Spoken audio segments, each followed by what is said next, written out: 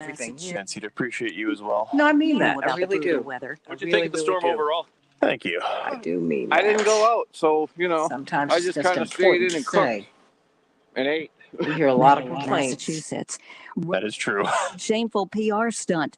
The UN But Security that Council is will not- meet today for the first time to talk about. And I Russia's really try. I don't troop try to buildup complain. I near the really try to border be with its neighbor, constructive Ukraine. because The I fear is understand. that Russia You know, will invade. I've just This UN meeting comes you at the just try to get request on of the United other side States, which says of Russia what is threatening international people peace say and or security. think about you, and it UK will government says help this you put the morning brakes Prime on a Minister lot of Boris what you Johnson say. has received a report. Right, and just want to clear when I said right, I wasn't saying you're a complainer, just other people. No. That's not That's not the way I was taking it. No. But even if you had, I would have taken that. I would have been like, okay, now what can I do better? Beijing has sealed off several communities. I appreciate that. You Okay, because- they take everything kind of like as constructive criticism, not like, well, okay, they're just mad for the sake of whatever. You know what? The I'm Winter an Olympics. adult, Residents in the and I've got more neighborhood in time Beijing's behind me than I have Chaoyang ahead. district were locked down and will So not be allowed what to I leave try their to do is compound. take things and go, Dozens of okay, cases now were what can I confirmed get among from this? athletes who have come for the games. Right, I try to do the same thing most times. Yeah, Tested just positive trust for me. I buried my COVID-19 best friend out this of more summer. than 8,000. And Sorry about that. oh, I am They too. But you included know what? Swedish cross-country She has skier no and a worries now. snowboarder from How Slovenia. about that? Everyone coming to the Olympics is being So, isolated from the when you general start public seeing for the that, you duration go, of their okay. stay in You China see, to when try you to start prevent putting your cross friends in the infection. ground, I mean, I'm Karen Chamas. and you're President Biden is calling for young, the but release of you're Mark old enough not for it Frericks, to, an it's, American you taken know, hostage in it's not to be Afghanistan an nearly 2 absolute years tragedy. ago. It's like, The well, she Haqqani lived her network life. is believed to be holding him. Right. And she Family looked a says good they're one, grateful a to really great President one. Biden. I'm Anita Foley, So AP just, News. but you have, and then my parents are older. You just have more. You see, and streaming worldwide at WCPT820.com. you just see We more. are You understand Chicago's more. progressive talk. You understand things a lot better just as you get older. Now your WCPT Right. 20 So- Chicago traffic update. So there we go. So I'm on. Hey, Smooth got all the sailing people right up. now I'm the so glad Chicago that you all are expressways and with tollways. We me have a little today. routine congestion We got a on lot the to talk inbound about. line Things are just between coming up Roosevelt to downtown as we Chicago, speak. and a little residual congestion around 91st Street. There was an Okay. earlier rollover there. And the inbound Bishop Ford is a little bit tight. Cottage Grove to the merge. It was quite heavy, starting around 111 due to that crash. All right, sending Revenuary through. Okay, great. Ford, it's 10 minutes, 8094 to the merge. 11 minutes on I-57 from I-80 Reverend to the Yuri? line. Ryan, trip time is 14 minutes from 95th to How are downtown. you? On the Kennedy, it's 17 minutes from here to downtown. How about just 18? The Eisenhower, 23 minutes either way between 390 at the old post. That's time to Telemonte. Remember when you get to work to hop over to WCPT820.com or the TuneIn Radio app and stream The Stephanie Miller Show. Weekdays 8 to 11 a.m. on Chicago's Progressive Talk, where facts matter. Hey, Jim! Thanks for coming. Are you kidding? I never miss one of your dinner parties. How's the new job? We're growing fast, and I stopped working weekends, thanks to how much smoother everything runs on NetSuite by Oracle. Fantastic. We're still using QuickBooks. Why haven't you upgraded to NetSuite? Oh, we're making QuickBooks work, sort of. Watch your language. The kids are right there. Sorry, Amy. NetSuite gives you visibility and control of your financial, All right, 60 seconds. Okay. planning, budgeting, and more. NetSuite is everything you need to grow. All in Hey, one place. can you check and see why I'm not 93% of streaming on surveyed businesses Facebook? increase their visibility and control since I upgrading don't from see it. QuickBooks to NetSuite. Yeah, sounds like it's time for me to switch to NetSuite. Okay, great. Over All right, I gotta go. All 27,000 right, businesses bye-bye. already use NetSuite. For the new year, NetSuite All right, has a new everybody, financing program let's for those ready to get upgrade going. at netsuite.com/radar. Got a lot to That's talk about netsuite.com/radar today. for this special one-of-a-kind financing offer on the #1 financial system for growing businesses. netsuite.com/radar. Because facts matter. Yeah. You're listening to WCPT 820. My name is Tom. My name is Cindy. We give to and volunteer with United Way at our community free health clinic. We know our time and money are going to the right place. 10 seconds. Sure. We live it. Give, advocate, volunteer. Live United. Go to liveunited.org. Brought to you by United Way and the Ad Council. We can change the world, change the world, change the world. We can change the world, we can change the world, change the world. This is the Santita Jackson Show. War and hate to a place of love, it's not too late. Gotta save the children, we can't wait. Let's change the world. I I am breathing. Hey, everybody. Welcome to the Santita Jackson Show. It's Monday, January 31st, 2022. It's a joy to be with you, coming to you from WCPT 820, the nation's largest progressive talk radio station. You know, we've taken over, really, the spot for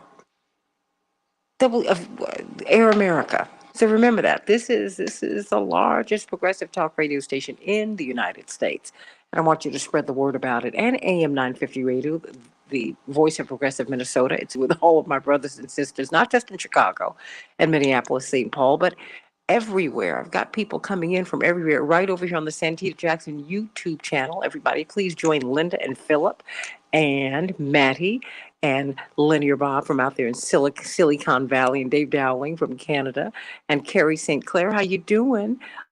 Trey Parker here in Chicago, Larshawn and Mark Stevens, and Frances, always giving much love to our mayor here in Chicago, and I'm sending some to her too, and Abraham down there in Venezuela. Angela, how you doing? Everybody, get on over there and meet everybody so we can talk today about our voting rights. You know, that's a conversation that we're not really engaged in, and we need to be. We are being not only gerrymandered out of power, but Republican legislatures, Republican-controlled legislatures all over the country are making it extremely difficult for you to vote. And we need to talk about that today because it's happening right up under our noses, and we need to be having real conversations about that. I mean, from needing, there's legislation that's on the move in Arizona. You would need your fingerprints and a passport. How many of you have a passport? Okay. It's just making it very difficult. Ending voting on Sunday. No drop boxes. I mean, and on and on and on. It's happening right now, and it's becoming law right now. So I want you to call me or text me at 773-763-9278, 773-763-WCPT, and let's talk about that today. Let's talk about these Supreme Court picks. You know, Mississippi Senator Wicker said that this would be an affirmative action pick. Affirmative action does not bother me, because at least you have someone who's qualified there. Otherwise, you have a legacy pick, and you're just there because your parents were there. You don't have to be qualified. You're just legacy. Affirmative action means that you are qualified, and it opens a door of opportunity. But now there's a lot of pushback. Most Americans now, according to this ABC poll, 75% of Americans don't want President Biden to focus solely on a black woman. So what do you think about that? There's a lot. And then former President Trump's rally yesterday when he said he was going to pardon the January 6th insurrectionists, seditionists. Oh, there's so much to talk about. And I want to hear you tell me your thoughts on the Santita Jackson Show. So call me at 773-763-9278. Let's get to some of these headlines before we get to the good news. And, of course, a little bit of COVID talk so that we can find out just where we are. Chicago will have a high of 31 degrees, partly cloudy. Minneapolis, St. Paul, 30 degrees, mostly cloudy. Big day in the NFL. Now we know who's going to be in the Super Bowl. Yesterday, the NFL, the Bengals 27, Kansas City 24. So the Bengals won. Come behind when they have not won anything really since 1989. It's just unbelievable. 18-point deficit. They overcame it. And then the LA Rams, 20-17 over the 49ers. So it will be the Bengals and the Rams. And I have some friends from Cincinnati who have been dancing all night long because they are thrilled that this has happened. They've been waiting for more than a generation for this to happen. Congratulations to them. The U.S. and Russia will meet again this week over the Ukraine crisis. There's a UN meeting today, and U.S. and Russian officials will also speak tomorrow. This week may test whether diplomacy has made any progress. Wow. Rents have skyrocketed across the United States. Rents are up 40% in some cities, 40%, forcing millions of people to move. The average monthly cost rose 14% last year to $1,877 a month. In cities like Austin, New York, and Miami, rents went up by as much as 40%. Wow. Millions of Americans, as I shared, are being priced out of their homes. What is going on? You know, that impacts where our kids go to school. It impacts everything. We're going to be talking about that this week. What about this powerful storm? How many of you survived it this weekend? 9 states from Maryland to Maine got at least a foot, and Boston saw almost 2 feet. Snowiest day ever, everybody. Thousands lost power. Going to be praying for them. And there's just a whole lot going on. So let's just get to Pastor Todd Geary. Pastor Todd Geary, it's always wonderful hearing you. Want to get some good news from you this morning. We certainly do need it. Well, good morning, Santita, and to all of your listeners as we are still making our way through winter, and that storm that moved up the East Coast missed us in the D.C. area. So we are grateful for that. Digging out a feet of snow is not my idea of exercise, so we're certainly praying for those who are digging out, but grateful that the storm missed us. That might have to be a conversation for another time. Right? Absolutely. But yeah, how did you like those games yesterday? Well, you know what? Honestly, I didn't watch. I got the results. But I'm happy. And you know, one of my dearest friends is from Cincinnati. She doesn't live there any longer, but she was like, look, girl, I got to get off this phone. We were in a meeting. She said, I got to get off the phone because, you know, we're just pulling for Cincinnati. We're sending up a lot of prayers, and it worked. Prayer always works, whether you get the results or not. Clearly, this is their time, and I'm excited about that. But it was come from behind win. This is one of the games that I wish I'd seen. Well, so here's what we're going to do. In 2 weeks, we're going to have a virtual watch party from a distance. Now, you can't go through the playoffs waiting for the results. We're gonna watch it. We'll figure it out. I'll send you. I'll get your Pearl to make us. I had to throw that in. Get us to have a little Super Bowl meal. Oh yes.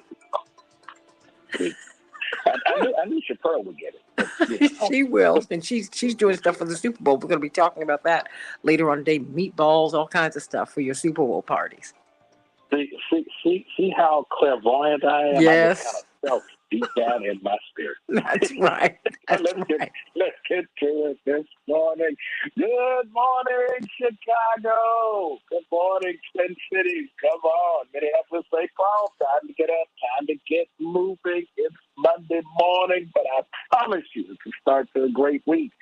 Go ahead, wake up, put your feet on the floor, feel the coolness of the towel coming back at you, and take a deep breath. Fill your lungs with, here it is, L-I-F-E, that's life. Your life. Time to get up, get moving, walk in your purpose. Get that morning beverage going, whether it's that morning Joe, that orange juice. Don't forget it's winter time. Don't get dehydrated. Drink your water, and let's get moving. So let's talk about this comparison between the playoff game and life. Now, you know, Santita confessed that she got the results. She didn't watch the game, which is fine. Some of us, we take the results, we go with it. But I want to talk to you about this principle about how we should approach life. I was listening to the story about the Bengals. Now, the Bengals in the AFC North Division, they've been kind of inter-division rivals with the Ravens. And I'm in Baltimore. And it's always been this thing that it was just another game on the schedule. But did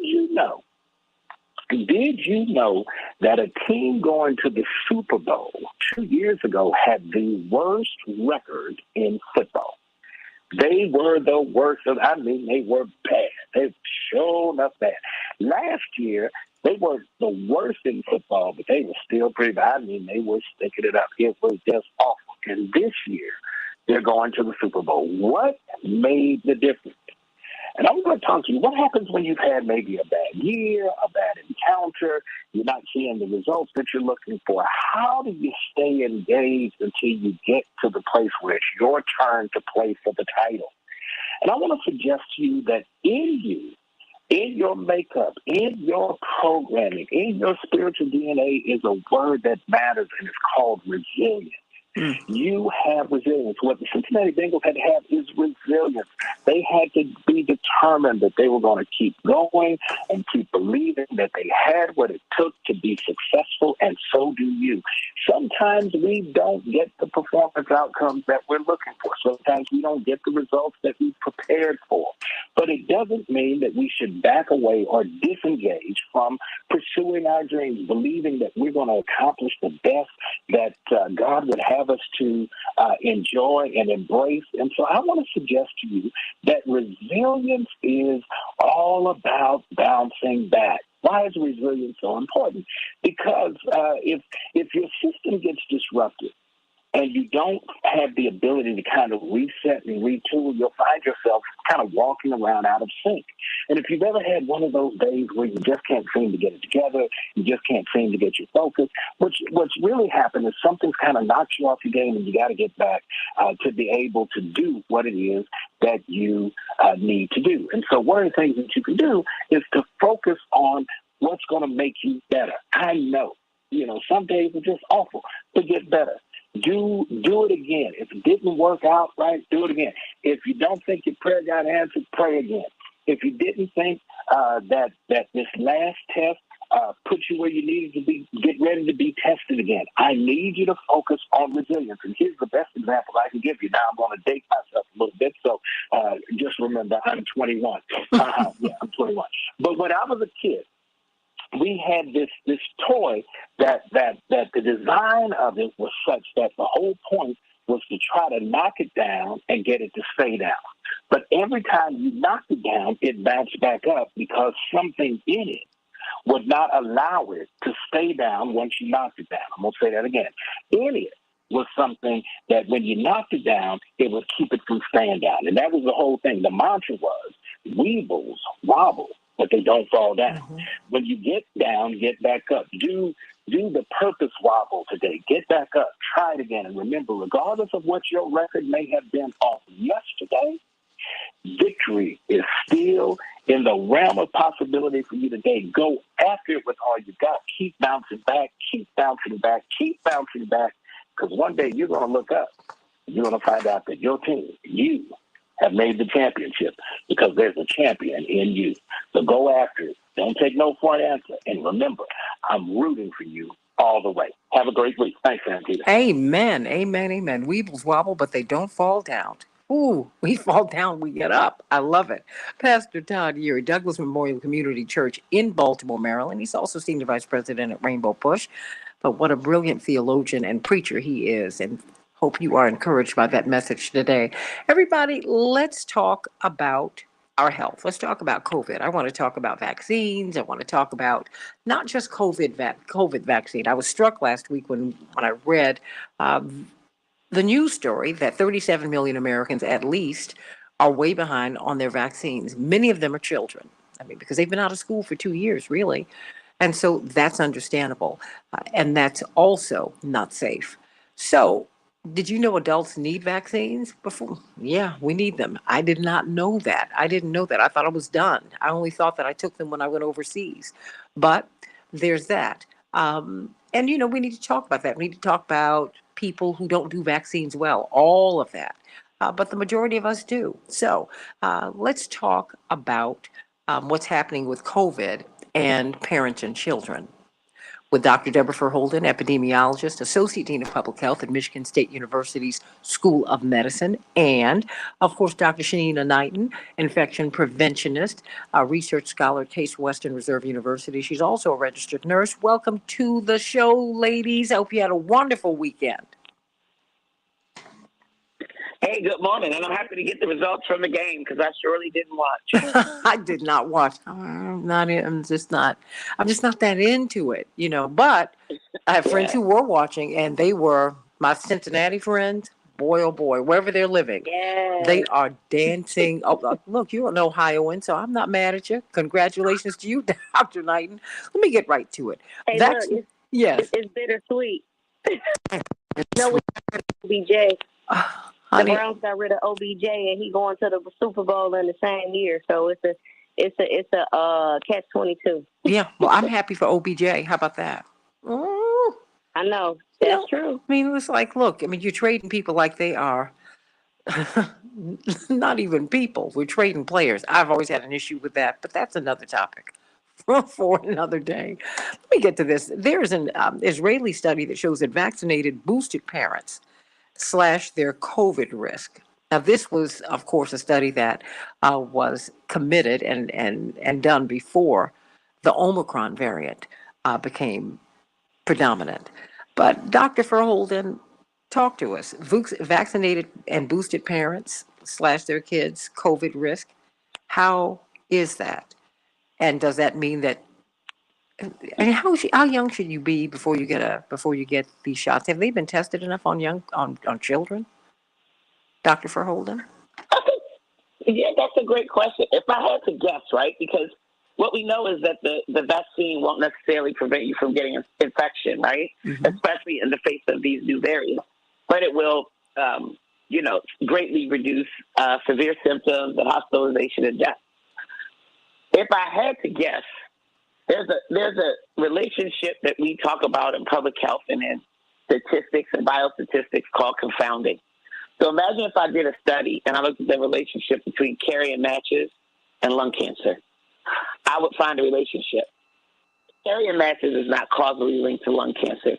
There's something in the middle. There's another variable that's both related to lung cancer and to carrying matches, which will fully account for that relationship. And that's smoking, right? I think we oftentimes will leave out important things when we talk about these relationships, which will misleadingly have people think it's a causal relationship. And I think probably what it is parents who are vaccinated and fully vaccinated and boosted might potentially just be more prevention prone, right? Their kids might also be more likely to wear masks. Those parents might also be more likely to wear masks. There could be some, go back to my matches and lung cancer scenario. You know, I've given this example before, and somebody said, well, what if somebody chronically had them in their pockets and they were sweaty and the sulfur from the match got in their skin and that was somehow linked to, we could probably get into some causality there. But because we know that the vaccine doesn't prevent infection, we wouldn't expect that it would then prevent infection in those around you. But it is probably some other underlying characteristic or mediating variable that accounts for that. And I think it's more of like an underlying trait that's more common among vaccinated parents, and it's probably related to their overall practices. And their children benefit from their protective practices, which will likely include not just vaccination, but many other things. So what about the studies? Because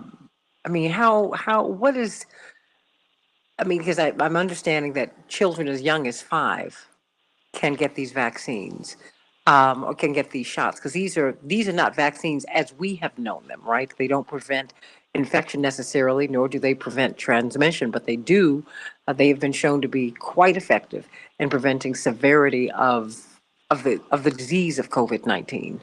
But what about the other variants? I mean, is it safe to give these vaccines to these children?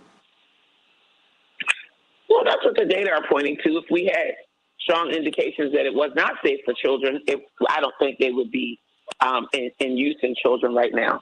So they are approved for children 5 to 11, and I'm trying to think if they're still under EUA. I'm not. I can look it up to see whether or not they're approved or EUA. And I just remind people, emergency use authorization is just a different level of regulatory control, right? It's not the full FDA approval, but it's just a different level of regulatory approval.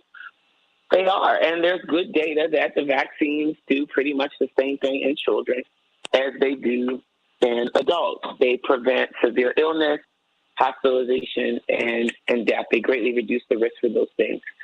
So yes, is the short version. And unfortunately, I know a lot of people who have children that are under 5 who really want to get those under 5-year-olds vaccinated, and just right now they're just not eligible yet.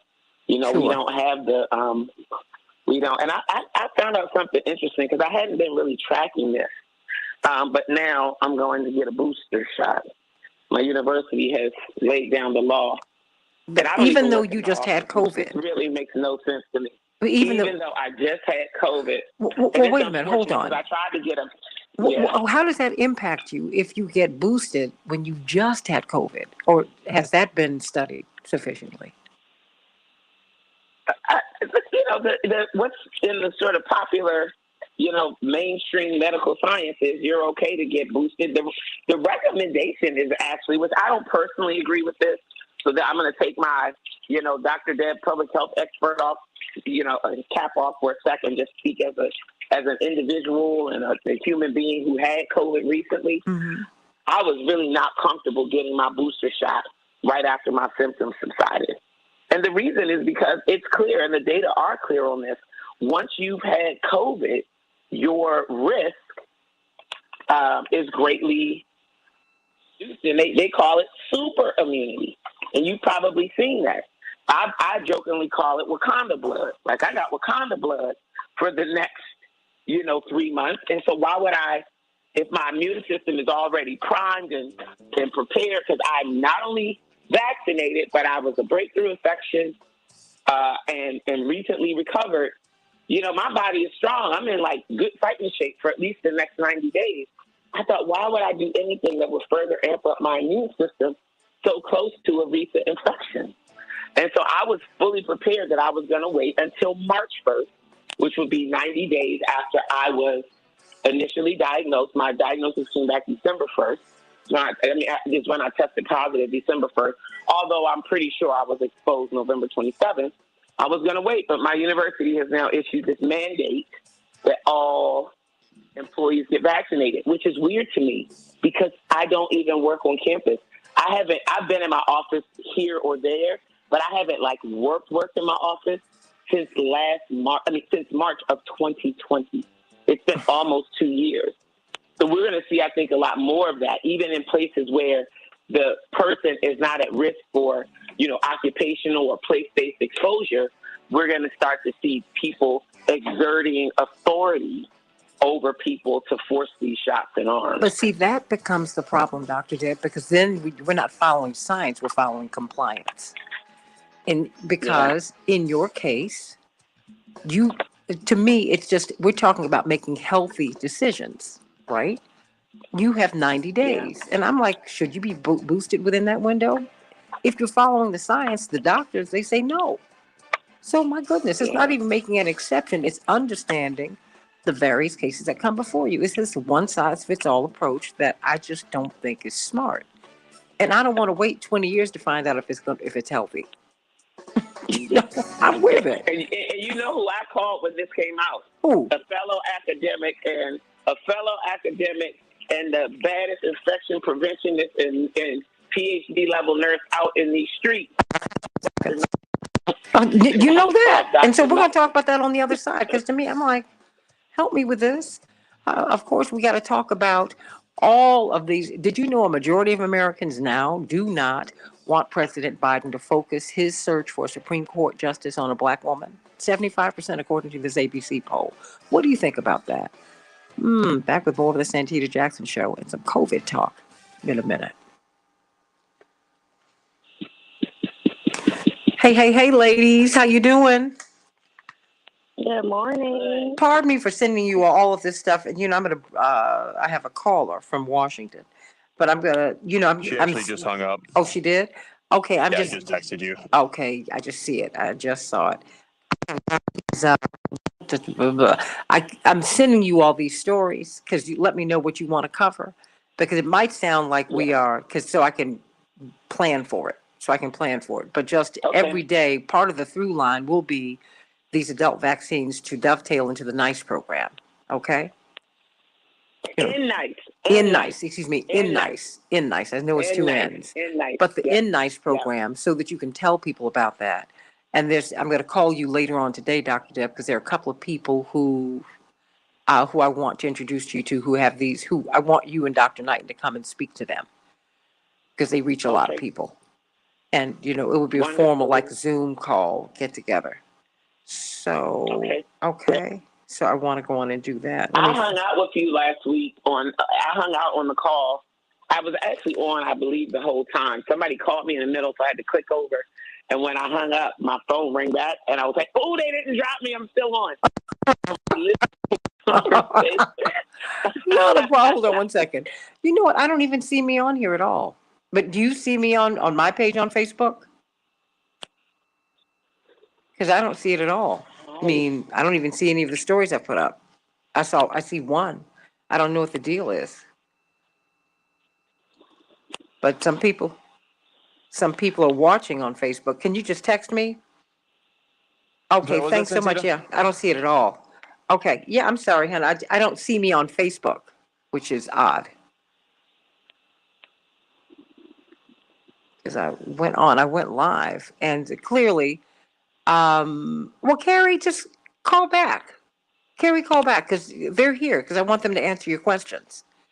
Because you want to talk about the mandates, which really are really concerning to people. You see what happened up in Ottawa, Canada, and it's happening all over the world. I mean, there's a lot of pushback, and the thing is, they can't be in such a rush to get people back to work, because that's what's driving a lot of this. Oh, know so Carol, many you said nurses I'm on that Reverend's quit. page? Okay, but I'm not on my page. That's an issue.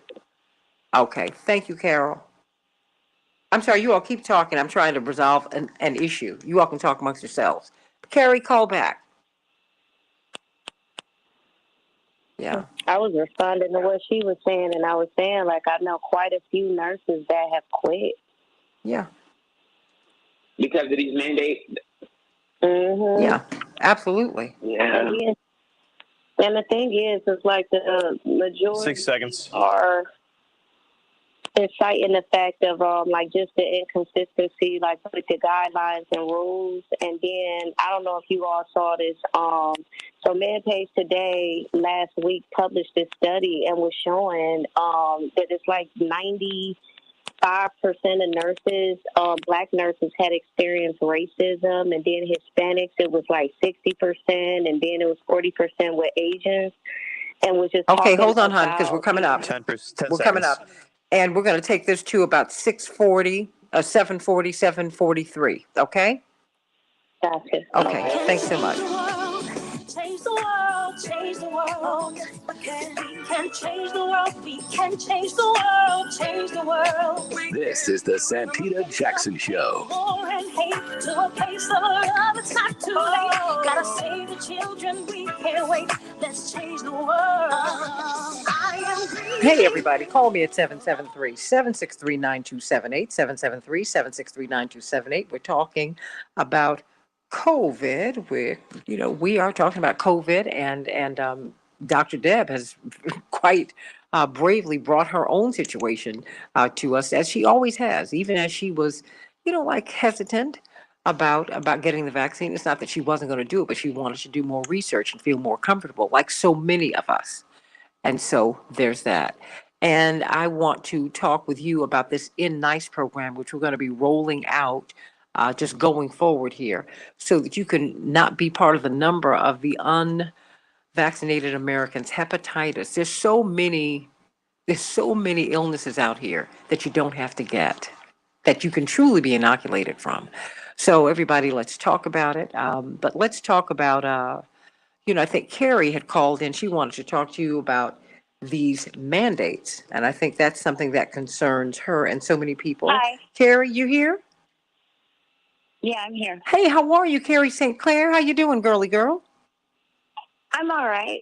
I've lost a couple of friends, actually more than two, to COVID. So, yeah. God bless you. It's a tough thing. I've lost friends too. Those of us that have been vaccinated haven't lost a single one of them.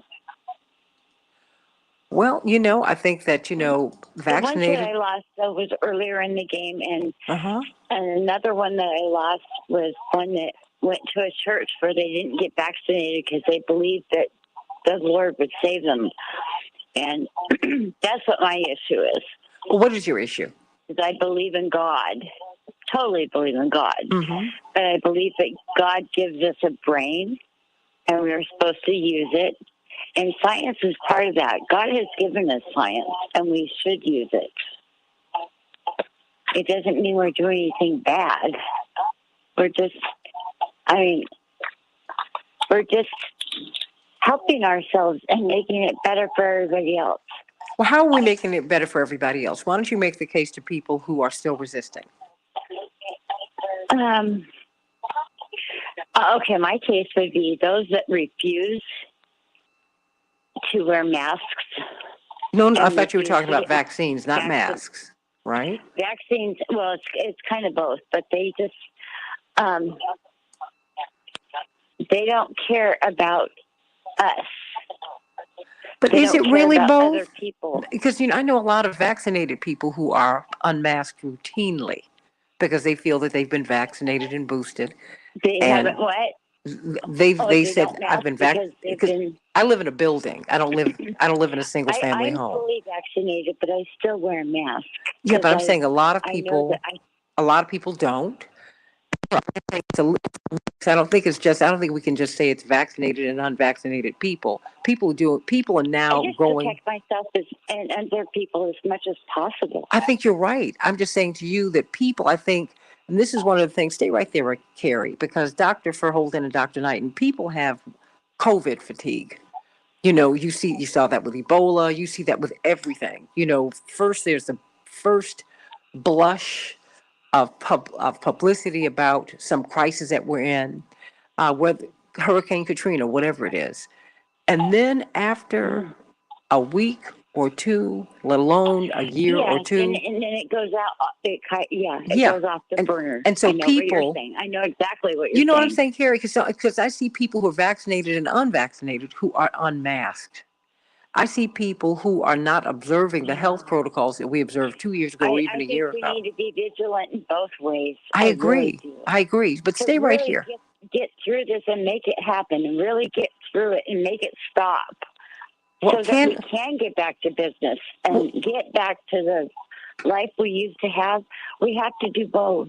Well, let me ask you this. Let me just stay right there, Carrie, and let me start with you, Dr. Knighton, because you're an infection preventionist. Are we going to be able to get back to the lives that we used to have? Should we even look in that direction? So we should, but we should look in that direction with defining what that is, right? So at this point, we've been 2 years into this and really understanding that, yes, COVID is going to be around. It's not going to go anywhere. But what does that mean for mask wearing? What does that mean for vaccinations? What does that truly mean going back to the root of our health? And when I say the root of our health, I'm specifically speaking about the contributing factors to obesity, the contributing factors to, COPD, like different lung diseases. What does that look like lifestyle habit-wise? And so when we're thinking about, let's say, the fillers in our food and the additives and the preservatives, are we then starting to make sure that we're holding our leaders accountable for being able to scale those chemicals back out of our food, which are leading to chronic conditions? Does that mean that we have more stipulations on vaping pens and on, cigarettes? And so this is a place where the contradiction comes is we say it's the land of the free, but yet we're putting things in people's hands so they can put it inside of their bodies, which is then causing chronic conditions, which means that when the natural processes of coronaviruses, of noroviruses, of influenzas happen, our bodies cannot, we don't know how to interact with it or how to control it. And so we have to keep finding treatments for the underlying issues of why we can't fight them off adequately. And so the question comes is, are we going to treat the wound, or are we going to prevent the gunshot? And in this particular instance, we have to start thinking about, why is it that 95% of the population that had an average of 4 or more chronic conditions died from COVID? And how do we stop those things? We know that food can be a drug. So for individuals that are suffering from obesity, what are we doing? Are we pushing, these programs the same way we pushing these vaccines? Are we pushing programs for people to get cardiac rehab that have congestive heart failure to make sure they're not going to have another heart condition, that the next time they come across a bad strain of COVID, that they're not going to be at risk or compromised? And so my issue that I have right now with our leaders is that, yes, like you pushing these vaccines, push diabetes treatments, push meds that's going to make sure that somebody doesn't have a chronic obstructive pulmonary disease exacerbation. Make sure that, people are having proper asthma medications, and make sure that there are some guidelines that are stopping people infrastructurally from building these chemical plants around people's homes that are of lower income. So when I look at the problems that we're having right now, it's because we're constantly putting Band-Aids on stuff. Like the World Health Organization said, and I completely agree, we are not going to be able to boost ourselves out of this. So we need to make sure that hand hygiene is incorporated into our daily practice. There's no reason why at a restaurant I shouldn't be able to see hand sanitizer sitting on my table if you have commonly shared ketchup and mustard packets and menus there. So there's just certain things that we have to get to the point of where we're normalizing. It should be normalized that if I do wear a mask, my mask being on means that I'm trying to protect you because I'm aware that I'm coming down with something. So can we normalize that, like, literally, I know responsibly to wear it so I can protect you? Because I will tell you, we're not going to be able to stay masked forever. We're not. And so how do we find other ways in order for us to be healthier so our bodies can fight things off like they're supposed to? Well, you know what? I got about a minute, literally 1 minute left before I move on to this next topic.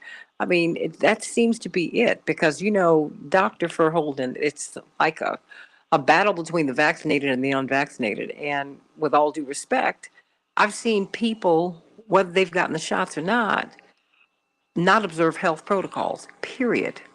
And many people feel because they've been vaccinated and boosted, they don't have to, which is untrue. I just saw someone, a very close friend yesterday, and I gave them, because I get all this Listerine, because I gargle as soon as I come into, after I've been out working, and I have to do that. And they don't even know about a lot of little things that you have to do. That can really help. That can be a barrier between you and getting COVID, Dr. Verholden. Can you speak to that? I literally have 1 minute.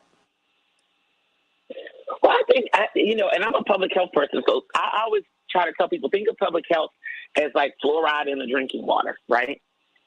Public health is restricting, single-serve sodas from being, packaged in large containers, right? Like nobody needs 40 ounces of soda in one serving, right? Things like that. It's about sort of setting the stage and the context where the choice is either baked in or the things that people have to choose from are as healthy as possible, right? Or as low risk as possible. When Dr. Knighton says things like, ketchup packets versus a shared ketchup bottle, I think about it. When COVID hit, most of the restaurants stopped with the menus, right? They had barcodes. You could bop a barcode with your phone, and if you didn't have a smart device, and most people have a smart device or somebody in their party does, then you were handed a paper menu. I thought, man, we should just do this forever. Like, these are the kinds of things that, to me, speak to good public health. And I really started to question, why don't we do that? I was in a restaurant before, and I saw a woman put some ketchup on her food and then lick the top of the bottle. Oh, my gosh. And spin the cap back on and set it back. I said, oh, my God. I really was like, I will always ask for ketchup packets. Oh, my gosh. I was so mad, I wanted to get up and, confront her. Like, why would you do that? You know what I mean? But, so I really do believe we do have to figure out how to integrate these basic things that we now know and have practiced during COVID for the long haul. And I agree with Dr. Knight. We're not going to be in a perpetual state of mask wearing. We have never been actually in a perpetual state of mask wearing. And there was only very brief periods in the pandemic where we had the majority of states, even with mask mandates. Absolutely. We don't have a mask mandate in Michigan right now. And guess what you will find majority when you go into a store? The majority of people are not masked because it is not the law anymore. Well, I tell you what, when I'm walking around in apartment buildings, people are not wearing them. They're not. Yeah. They are not. So, part of it is, that's why, you have to, it's a very delicate dance that we're doing as we go on to this next topic. People have COVID fatigue. So you kind of have to even represent how you present this to people because they're tired of it. They don't want to hear it anymore. They don't want to hear about another variant. They don't want to hear. That's why the boosting rates are not as high as health officials would like them to be. Because it's like people are like, I can't do, I've done everything you've asked me to do, including cut myself off from people. And so we have to find another way, to have this discussion because right now it's not working. Dr. Deborah Verholden and Dr. Knighton, stay right there because I know you all want to jump in on this discussion. Majority of Americans want President Biden to consider all possible nominees for the Supreme Court vacancy, not just black.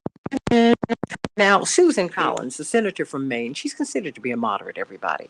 She said that she's more concerned about Biden announcing he'll pick a black woman than Trump announcing he'd pick a woman. Now, mind you, President Reagan, when he came into office, he said he was going to put a woman on the court. And that was Sandra Day O'Connor, first time that happened in our history. And we didn't hear about this. We didn't hear about from Mississippi Senator Wicker that, oh my goodness, this is an affirmative action hire, as if being an affirmative action hire is an insult. Legacy, to me, is something that'll give you the creepy crawlies. Because legacy admittees into colleges don't necessarily have to meet the minimum requirements. They have parents who went to the school and or have a lot of money, and that's how they get in. Affirmative action means, hey, India, sweetie, affirmative action means that you are qualified to be there. You just need the opportunity. So, Attorney C.K. Hoffler, immediate past president of the National Bar Association, and Aaron Connolly, political strategist, brilliant, and you worked everywhere, and Attorney Robert Patillo, Mr. Mike Drop himself. And of course, you and CK have shows on WALK, the radio station in Atlanta. Of course, you are on every Sunday, Robert, from 1 to 4 Eastern Standard Time, and CK, of course, is on at 11 o'clock Eastern Standard Time every Tuesday. Let me start with you, because on October, Michael Steele, the former head of the Republican National Committee, really great guy, first African-American head of the Republican Party, who makes, he makes a lot of sense. I don't agree with him on everything, but I don't have to. I don't agree with some of the stuff I did, but he's a really decent guy. And has worked in a bipartisan way, quite frankly. When he was lieutenant governor of Maryland, I must say, he reached across the aisle because he wanted to bring young African Americans into the system at a high level to work for the state.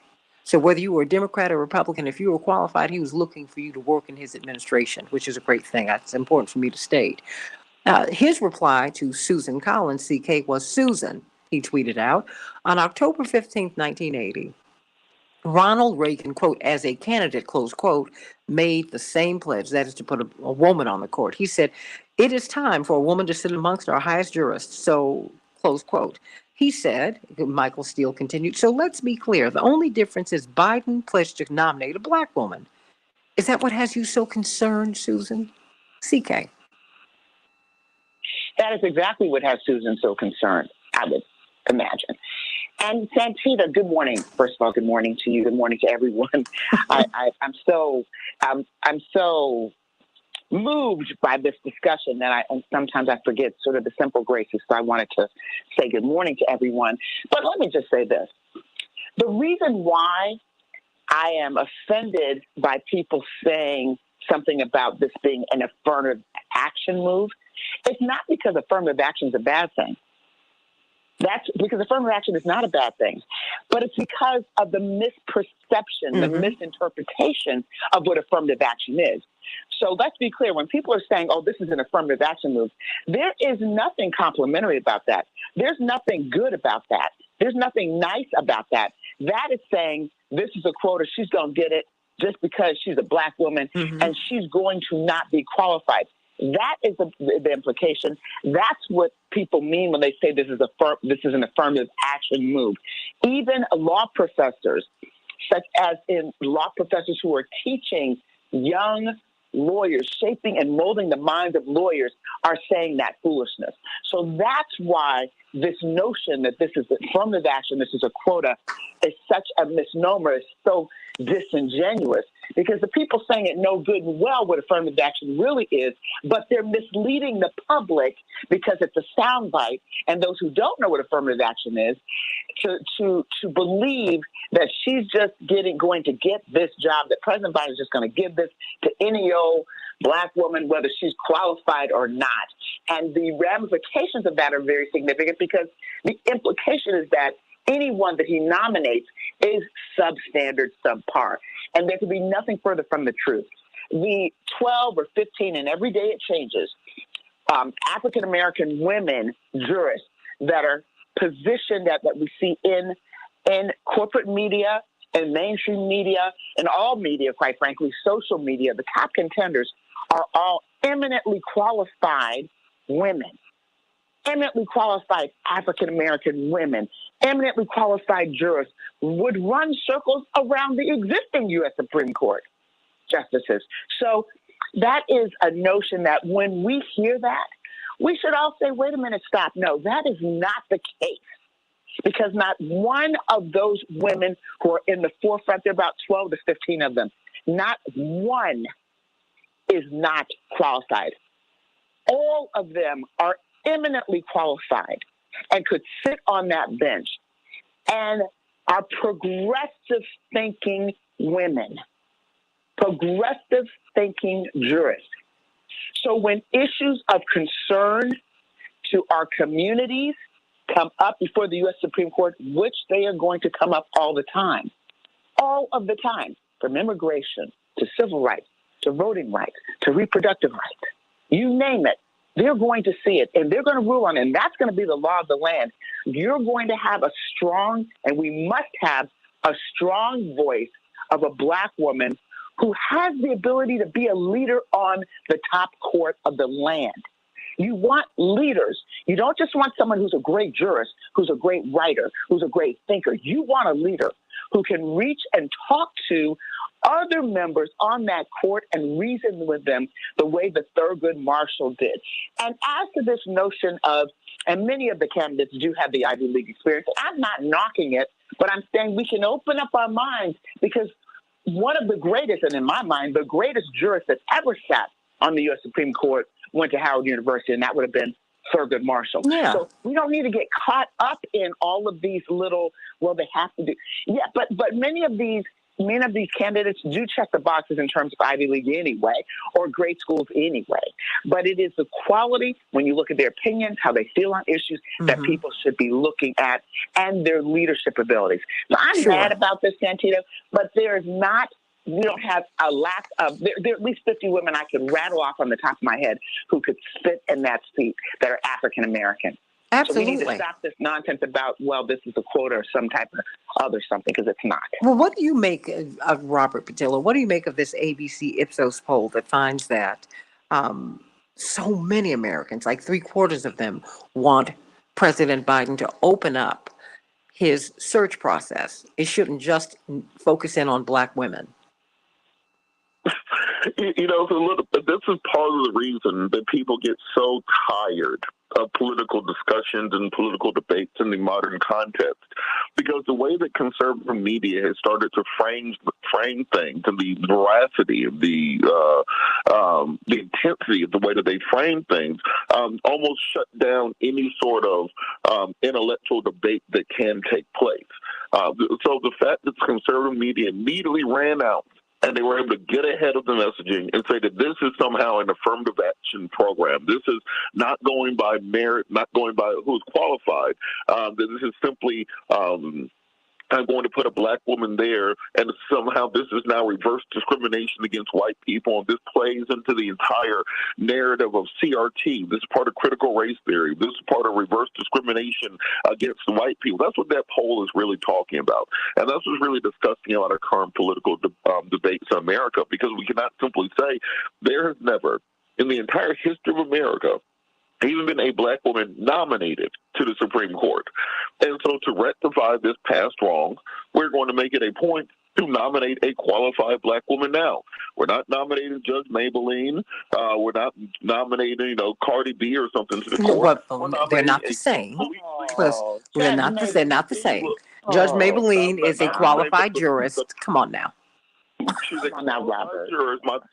My point is that the people we're talking about from the Supreme Court are appellate court justices. These are people who are law professors. These are people who have been on the bench for decades. These are the most qualified Black women in the country who are up for the nomination. And the way the conservative media makes it seem is that Joe Biden is just running out there, picking any well-known Black woman in the streets and putting them on the court in order to mollify his base. And the fact that progressive media wasn't prepared for this onslaught, again, we've allowed them to shape the argument and shape the narrative Again, we allowed them to shape the argument and shape the narrative on CRT, make win the Virginia governor's race based on that. We allowed them to shape the argument and shape the debate on the Voting Rights Act. It went from reauthorization of the Voting Rights Act to a federal takeover of the right to vote and allowing dead people and illegal immigrants to vote. That's the way they were able to shape the argument. So the Biden administration, even on this, has to get together. And you remember this, how when every single time that there was a big conservative issue, there's a conference call that takes place. All the big media heads get on it with the administration. They have an entire rollout of it. They make sure they control the messaging on it.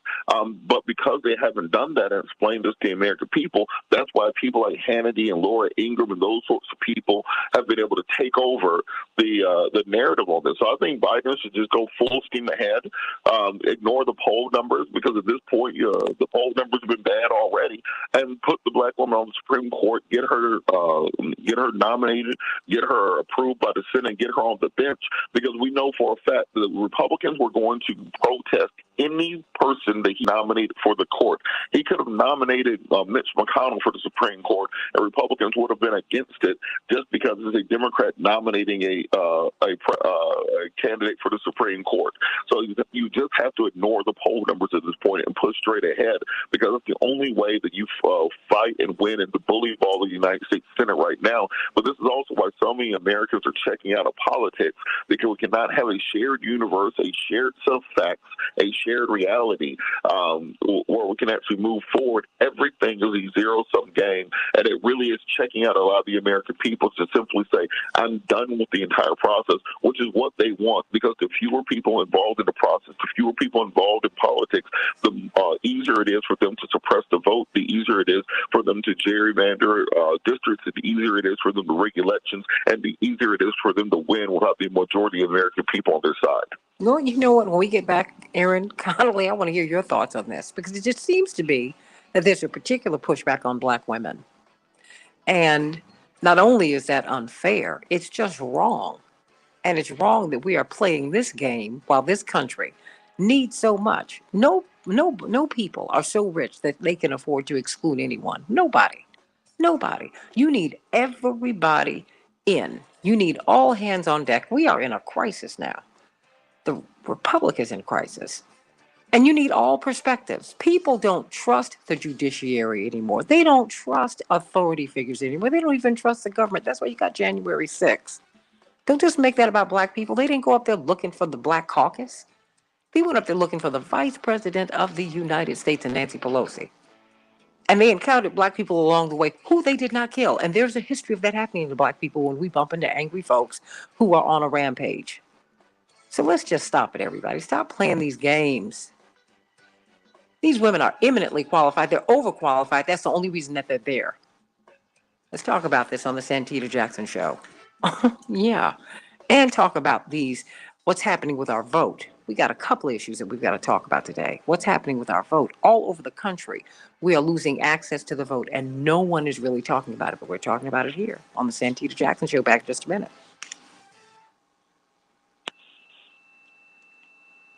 Santita, I want to be a caller on the break. Okay, and then I'm going to have to let you go. Oh no. No. I want you to be a caller. I want you. I'm trying to do something else right now too. So let me. Gotcha. Okay, so you all keep talking because I'm off. I'm disconnected from something, so I'm trying to fix that. Gotcha. And I am gonna hop off. I just wanted to say, if this ain't the pot calling the kettle black. No, I want you to say that on the air too, please. Yeah, like it's just disturbing how people can like. Alana. Yeah, I just saw that. I can't do anything right now because I'm on the air, literally. I wanted to give this to Chapearl. Oh, okay. Okay, thanks so much. I appreciate it. Thanks so much, hon. Okay, bye-bye. You all keep talking. I'm sorry. Hello? No, keep talking, honey. I'm trying to do something else, okay? Well, Attorney Patillo and Hoffler, like, I greatly agree with what you all were saying. And I was saying, like, I think it's upsetting because there's no question when people are putting, their sons, their daughters, their cousins, relatives like in these positions that are way less qualified, that don't even have to go through the credentialing process. And I agree. I think the problem that's missing is the fact that overlooked candidates, Black women of color are being overlooked. And so they're looking at affirmative action in terms of being inclusive, but they don't want to talk about the fact that so many never make it to even being selected as a candidate or even a finalist because they're already cast out just based off of the color of their skin. And this is just something to me that continues to be ignored. And I actually had something. They don't even talk about legacies. We just saw that big scandal over the past couple of years where all these wealthy white parents paid to get their children into these top schools.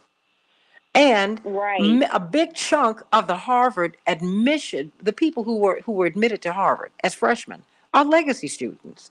What was so insulting to me as a merit scholar, and I busted my tail in high school. Why? Because I didn't think my father would be alive to pay the tuition. And my mother told me that.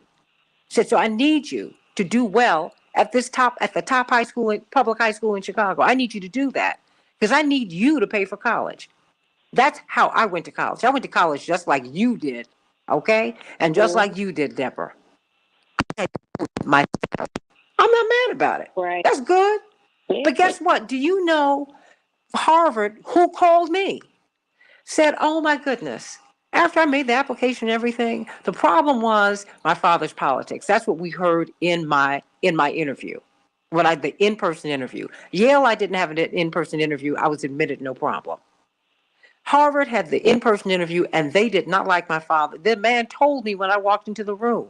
It took them 45 minutes to get out of me that I was Jesse Jackson's daughter. You want to know why? Because they could not connect that my father had gone to the University of Chicago, which is a top school. They couldn't connect that I had a mother who was not working outside the home. They couldn't connect that my brother was away in boarding school. And it wasn't because it was fancy. It's because my father was so controversial. My parents had to get Jesse out of town to save his life. Okay? They couldn't believe the fact that I read Time and Newsweek. So when the man finally asked me who my father was, he said, oh, I'm going to bring you into Mr. Cohen. I met him. And he said, I don't like your father or his politics. I'll see about you. That's how my interview began.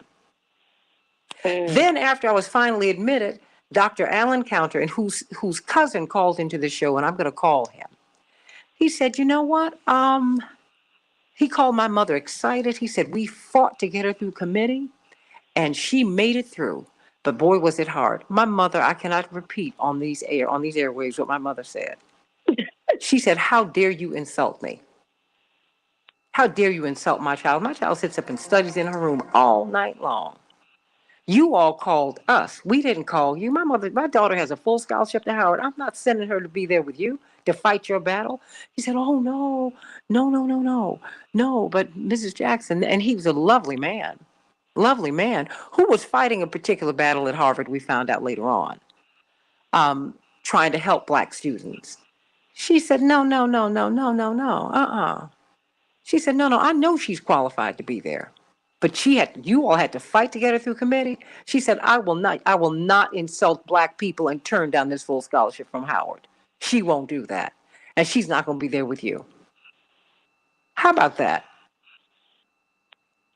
I mean, really?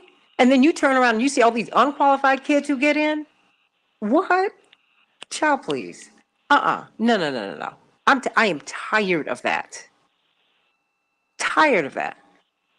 No one talks about all of these legacy students who get into these schools, who get all of this pedigree, who get the wheels greased for them for the rest of their lives. And no one talks about that. No one talks about it. Remember, I have that live, well, not the live read is not today. Okay? Correct. Okay, right. Not on Mondays. I mean, it's just disgusting. So we're going to come to you. You'll be Shanina, the caller from Cleveland.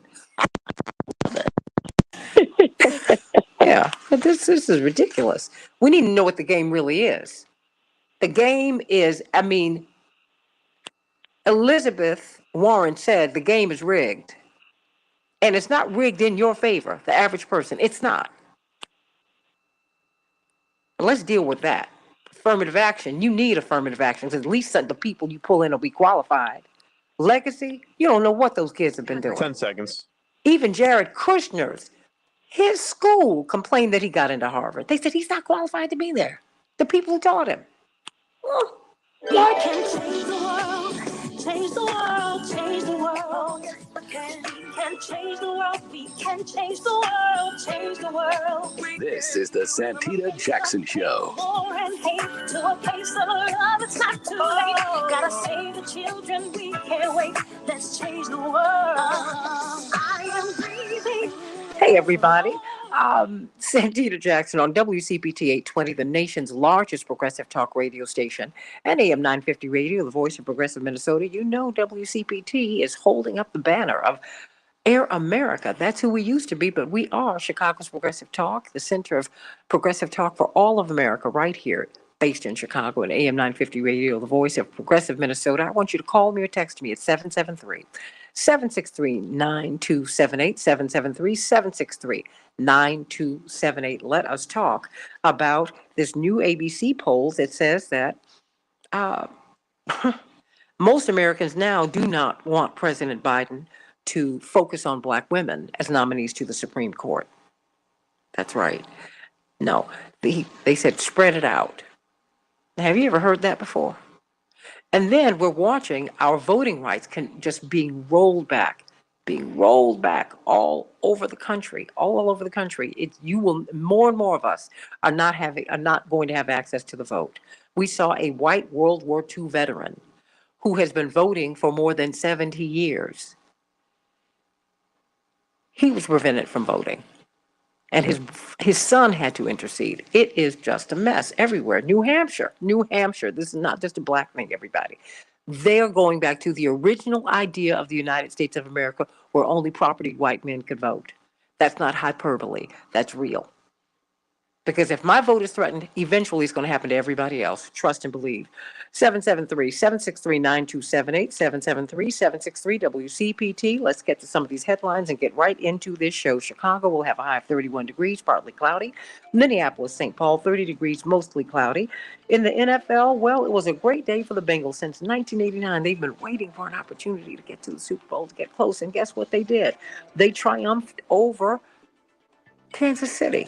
Bengals 27, Kansas City 24. The Rams, they will be meeting the Bengals. The Rams won yesterday 20-17 over the 49ers. Congratulations to them. We are all waiting for the Super Bowl. Now that is a game I'm going to watch. Yes, I'm going to do that. Yes. In the NBA, the Timberwolves are triumphant over the Jazz, 126-106.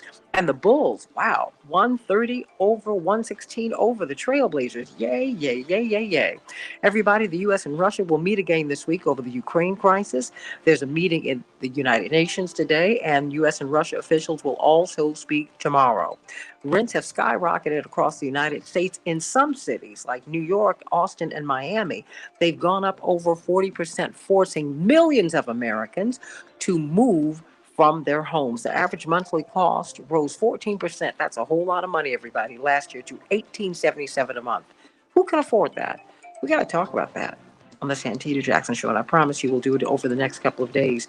A heavy storm knocked out electricity, power for so many Americans, millions of Americans. 9 states from Maryland to Maine got at least a foot of snow. Boston saw more snow than they've ever seen. 2 feet. So we're praying for the people who lost their power. Spotify will add advisories to podcasts about COVID-19. Why? Because the legendary musician Neil Young and Joni Mitchell, interestingly enough, they're both Canadian, but I love them both. They had the streaming service take down their music last week to protest creators who they said spread vaccine misinformation. Now, particularly brought a podcaster, Joe Rogan, who has more than 10 million subscribers. Wow. Money talks, everybody. Money talks. But he said for his portion that what he will do is begin to have more balanced podcasts where he will bring people of differing viewpoints on. So we'll see how this all rolls out now. Of course, the Duke and Duchess of Sussex weighed in and said they have expressed concerns, but people are concerned because they signed a multi-million-dollar deal with Spotify, but they only have produced 1 podcast. There we go. Chesley Christ, beautiful young woman. Miss USA 2019 lawyer and an extra A correspondent on the television show Extra apparently jumped from her ninth floor apartment in an apartment building in New York and killed herself. God bless this young woman. We don't know what happened, but her victory in 2019 was a highlight, if you all remember, because she wore her hair in a natural way under her crown, and it was so exciting to watch. And she's done such wonderful work. And her last post in social media was wishing everyone peace. God bless her. God bless her. God bless her. And the Winter Olympics kick off in Beijing this week. The opening ceremonies are Friday. Cannot wait to see how all of that plays out. All right, everybody. Let's get right to it. Aaron Connolly, brilliant political strategist, and attorney C.K. Hoffler, immediate past president of the National Bar Association, the largest and oldest black bar association in the world, chair of Rainbow Push, host of her own show on WAOK every Tuesday at 11 o'clock Eastern Standard Time, and Robert Patillo. Robert Patillo, who is the Southeastern Regional Director of Rainbow Push, brilliant civil rights lawyer, hosts his own show on WAOK on every Sunday from 1 to 4. They're both great shows. You cannot miss them. We've been talking about the majority of Americans who now want President Biden to consider his list of possible nominees for a Supreme Court vacancy. At the same time, we're going to be talking about these voting rights these voter suppression laws that are being put in place from New Hampshire to Texas, all over the country, in states that are majority minority and states that are majority white. Very interesting, very interesting. A white World War II veteran was prevented from voting. He said, I've never experienced anything like this. I've been voting for 70 years. Well, okay. So, we haven't heard from you, Aaron, on the other side. What do you make of now this Ipsos ABC poll that says that the Supreme Court is motivated by partisanship, but they don't really agree with President Biden narrowing his focus on black women to replace Justice Breyer? Your thoughts? Well, good morning, Santita, and good morning to CK and Robert and all of your listeners. Well, a few things struck me about the poll. The first thing was just the sheer numbers of people who don't, in my understanding, really fully grasp the injustice that we've seen with losing a voice from the black community from the perspective of a woman who has fought the battles in the legal profession to get to this place. As someone who's gone to law school, and I'm sure, CK, you can attest to the same culture in the legal profession in general. If you take it to federal court, for example, it's wholly dominated by white men, right? So the barriers systematically for black women in general, are substantial. You mentioned these legacy programs at many of the top universities in the country, especially in the Ivy system, where those spots are coveted and reserved for folks whose families have, spent generations supporting those law schools and contributing to those societies that exist around them. It's very difficult for people to break through that, right? So I think the White House lost an opportunity in the framing of how they introduced Justice Breyer's resignation and then fulfilling the promise, right? What President Biden should have said was, of course, I'm going to find the most qualified person for this post, for this job. This is important. I believe that the most qualified person for this time and this place is a black woman in America. And I will find the most qualified person for that, right? But his quotes from the press conference and some of the pushback from his team have kind of just have seeded the point that, they're not going to find the most qualified person. And that's untrue. We see the candidates that are up for this nomination, and all of them are overqualified and also have a perspective that we've been missing on the court, right? You mentioned folks that have been through the Ivy League system, but there's a whole other side of our justice system when we're dealing with public defenders, when we're looking at representing clients that can't afford fancy law firms. There's a system of injustice that we need a different perspective on at the highest level. And the candidates that President Biden is considering also balances out that inequity on our highest court. So I think the White House, if I am them, I am trying to reframe it in that way, that this person will be the best qualified. I think they get another shot at the American public when they do introduce the actual nominee. And they're going to have that messaging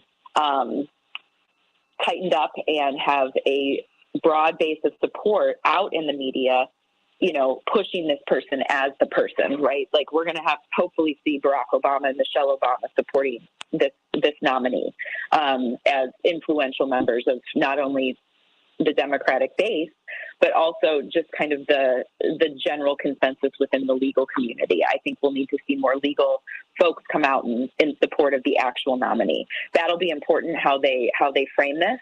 The other troubling thing about this poll, and I'm sure, as you noted, Santita, was that 43% of those polled think that the person on the highest court will put their personal and political views weighing in on their decisions. We all know that justices and judges come in with bias, and that's an important consideration and one as to why we need a Black woman on the Supreme Court. However, in recent years, we've seen an increase in this idea that justices, that it's an okay thing for them to put their personal political beliefs into judicial action on both sides. And I think that's a dangerous assumption that's creeping up to close to 50% of the perception. And I think we've seen some potential cases of impropriety with sitting justices and issues that their family members are intimately involved in. So I think that's a troubling trend in the poll as well. Everybody, I want to hear your thoughts. Call me at 773-763-9278, 773-763-WCPT. We've got Shanina, Dr. Shanina Knighton, who called back in. Dr. Knighton, your thoughts? So it's upsetting because I think my biggest issue that I have is it's always like the pot calling the kettle black, meaning that when people were able to get their cousins, aunts, uncles, sisters, brothers, children into I would say, like, honestly, into politics or into leadership roles without being qualified or them not being the, let's say, most vetted candidate whatsoever, then there's no problem, right? So we don't have any issues with that. We also don't have any issues that if there is a pool of candidates that are there, a lot of times minorities are weeded out at the very beginning of the process and never even make it to a finalist position based off of just credentials alone.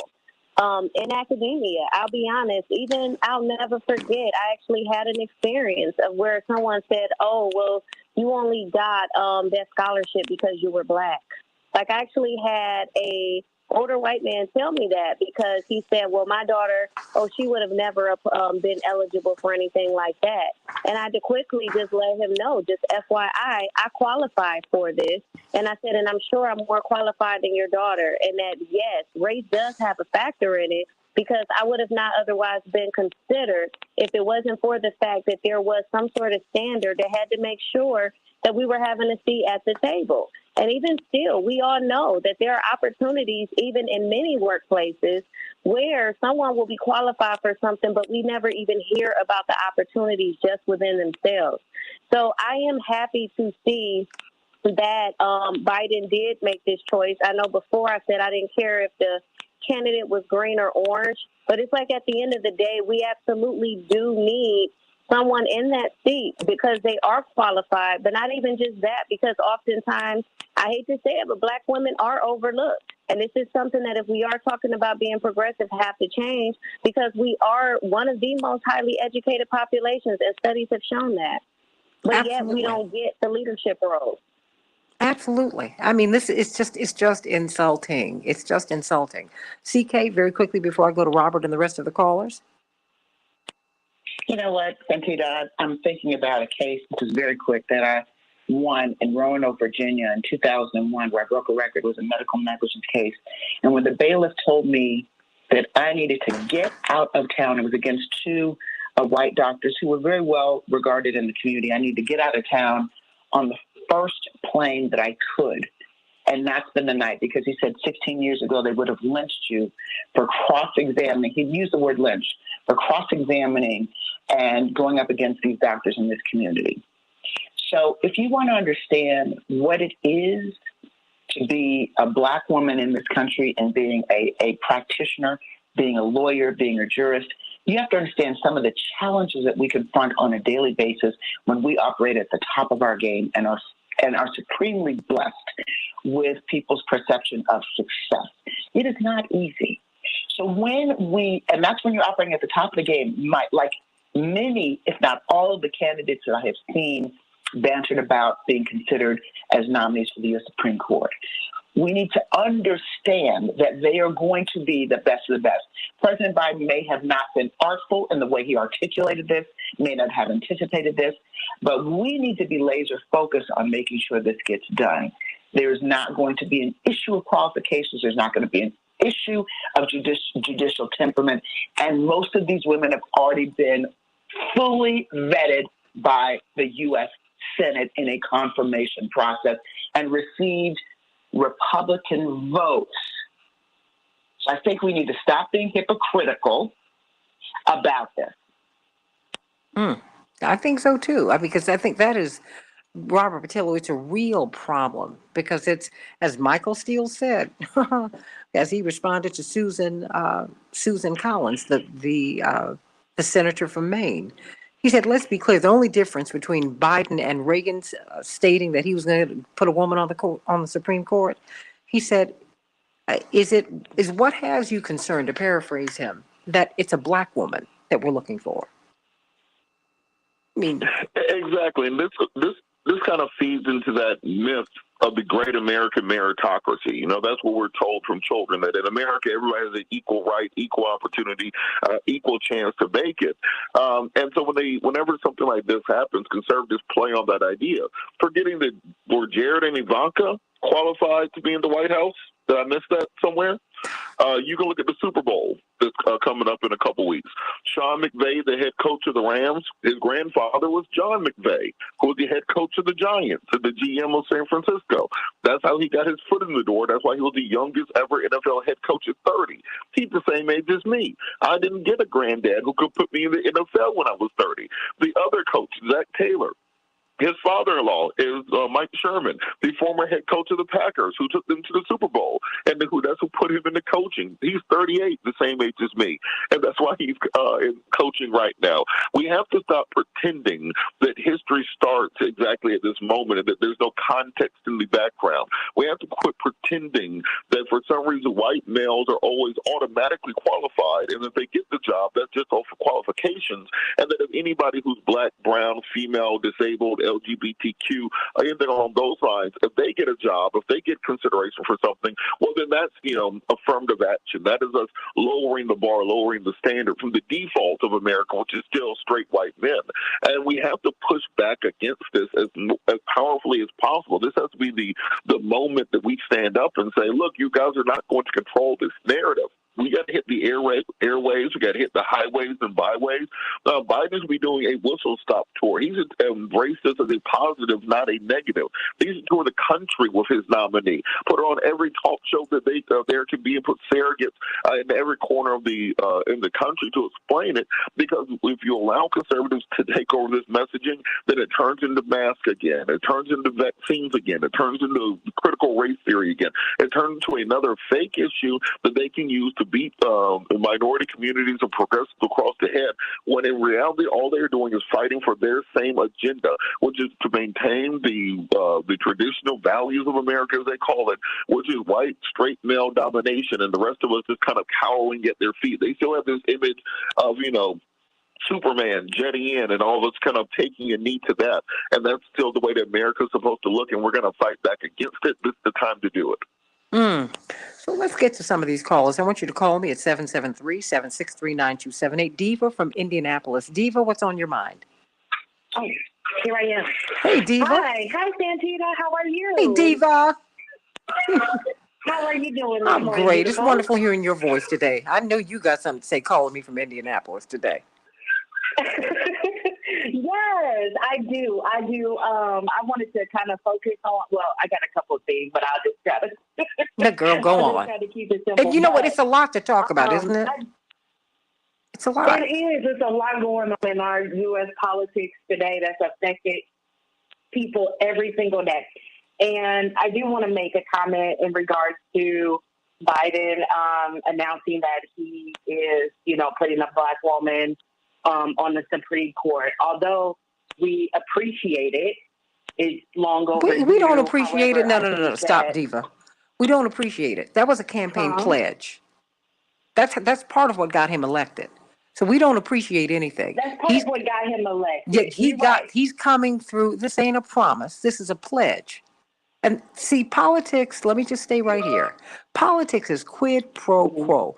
You do for me, I'll do for you. You want my vote? This is what I need you to do. Right. And then I will deliver for you. We got to move to shift our thinking.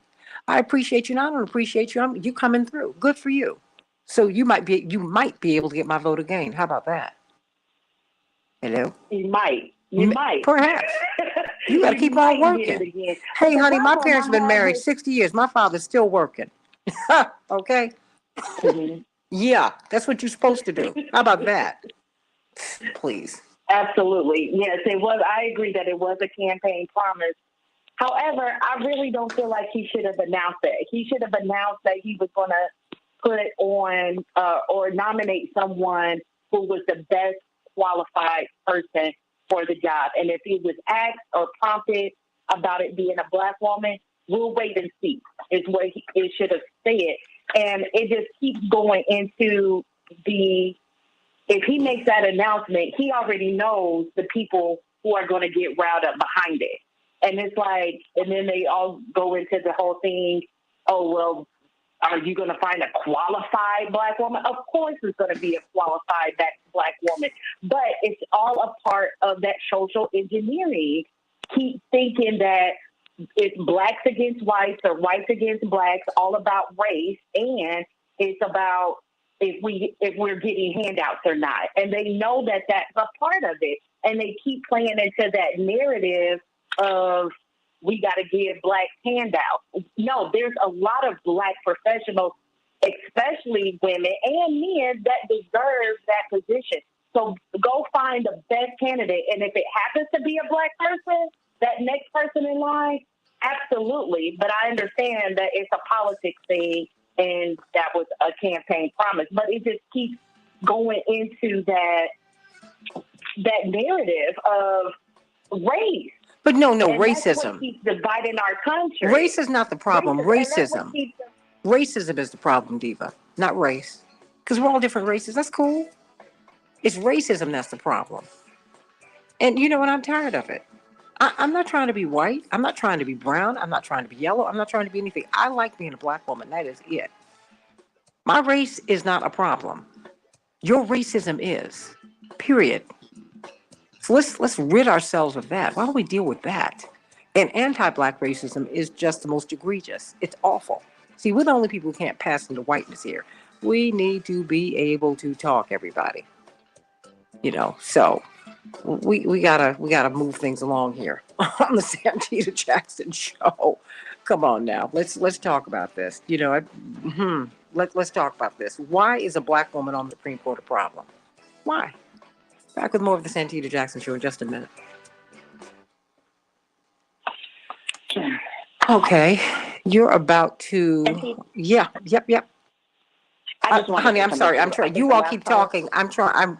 I have a real problem over here today, so I'm trying to fix that. But keep talking. Okay. I just want to hit the last caller's point. The problem is this. If President Biden had said it the way she said it, there would have been hell, Hell, to pay.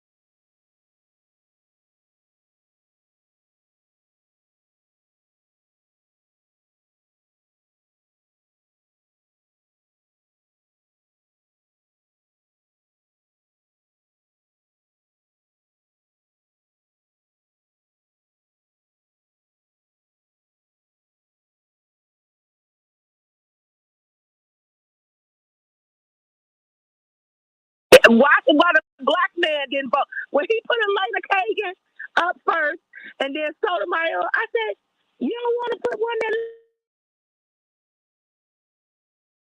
that for that. So my thing is that, yes, we need not only one, but we need several black women on the Supreme Court. So all these people who huffing and puffing now, oh, well, it's coming. She's coming, and we'll see her soon. Well, the thing is, who is she? That's what I think we need to ask that question too. It's not just getting a black woman on the Supreme Court. I mean, who is she? I want to know who she is. I want to know who she is. Exactly, Santita. And we have already talked about that last week when we were talking about what are their politics? What do they believe in? Do they believe in supporting the civil rights agenda? Do they believe in voting rights protection or affirmative action? We need people who are definitely steadfast in those. And based on what I heard from CK and Daryl Jones and all of the other ones who weighed in last week, that the ones that he has on the short list are progressive women. So now we got to hold him to that short list because, they'll pull the old okie doke and pull somebody from somewhere out the hat that we ain't even thinking about because she's going to side with them. So we have to be very particular who we're asking to be on the court. I definitely agree with that. I mean, Aaron, I think it's very important that we are very, very specific about who. It's not enough just to have a woman. It's like, what is her thinking, right? I mean, philosophically, where is she? If you have an openly LGBTQ plus member of the court, what is your philosophy? I mean, I just want to know how inclusive you are. Do you see life from the bottom up or from, as my father says, do you see it from the mansion down or the manger up? Because that's important to me. Aaron, no. Do you understand what you go through trying to get your insulin? Do you understand what people go through who have to ration their insulin? You're a single mom. You've been a single mom. You're not anymore. But I mean, these struggles. I think it's important to get people like that on the Supreme Court. It is, and it's important for people to be on the Supreme Court who have had clients who have had these issues, who have had family members who have seen different sides of America where the justice system doesn't provide justice sometimes, right? I think it's important, especially in the time that we're living in, where our democracy is under attack, where we're looking at corporate profits over the lives of individual Americans and the betterment of whole communities when we look at something like, for example, the opioid crisis, right? Mm-hmm. So these are places where we want to have leadership in thought and philosophy at our highest court, where someone has an understanding of American values and where representation looks a little different than it has. We have enough perspectives from the white Ivy League male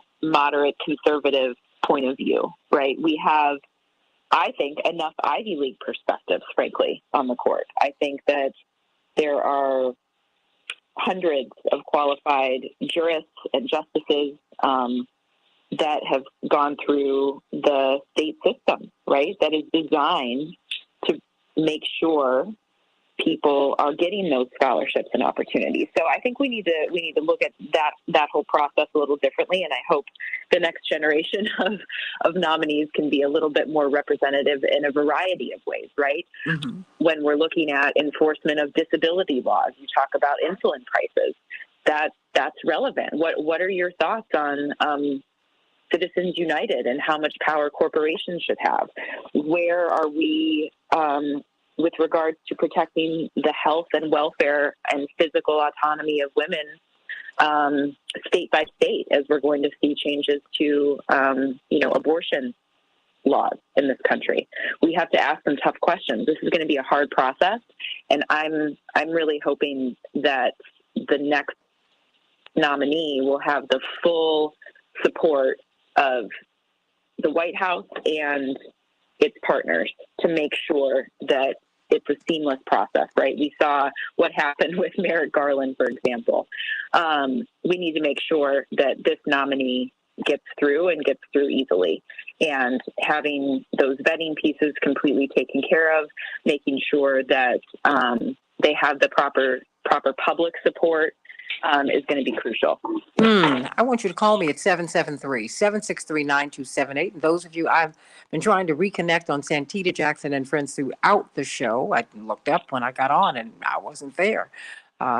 Kept asking, where am I? They were like, you're on Facebook. I'm like, no, I'm not on Santita Jackson and Friends. So thank you for joining me on the Santita Jackson Show YouTube channel. I'll be posting it on Santita Jackson and Friends after the show. But please continue to go to the Santita Jackson Show YouTube channel, and we're also streaming on Reverend Jackson's page. That having been said, let me go to some of these callers. Andre, are you still there? Yes, ma'am. I'm still here. Good morning. Thank you so much. I want to start off by saying, when all that get an understanding. The understanding is this: the Congress is polling it 20%. The Supreme Court is polling it 40%. Both of those are lower than Joe Biden approval rating. So why is not the media down at the Supreme Court asking them why they are polling so low, and why am I at the Congress asking why they're polling so low? See, the narrative that's being set by the racist media is not fair. Now, I think that the black lady who be on the Supreme Court, don't let these people change the narrative. We do want a black woman on the court, and most of all, she'll hold a mirror up to Clarence Thomas, because all of this time, Clarence Thomas has been able to escape his blackness when he go to work every day. But now he'll have a black woman stand him in the face every day and deal with issues, which is consciousness. Now, when you talk Maybe about Andre, he is not going to be moved by seeing a black woman, because he won't even see her. Trust and believe. He doesn't care. There's a lot of Supreme Court that are not qualified. They talk about qualification. They're not qualified, and he is one of them with his white supremacist wife.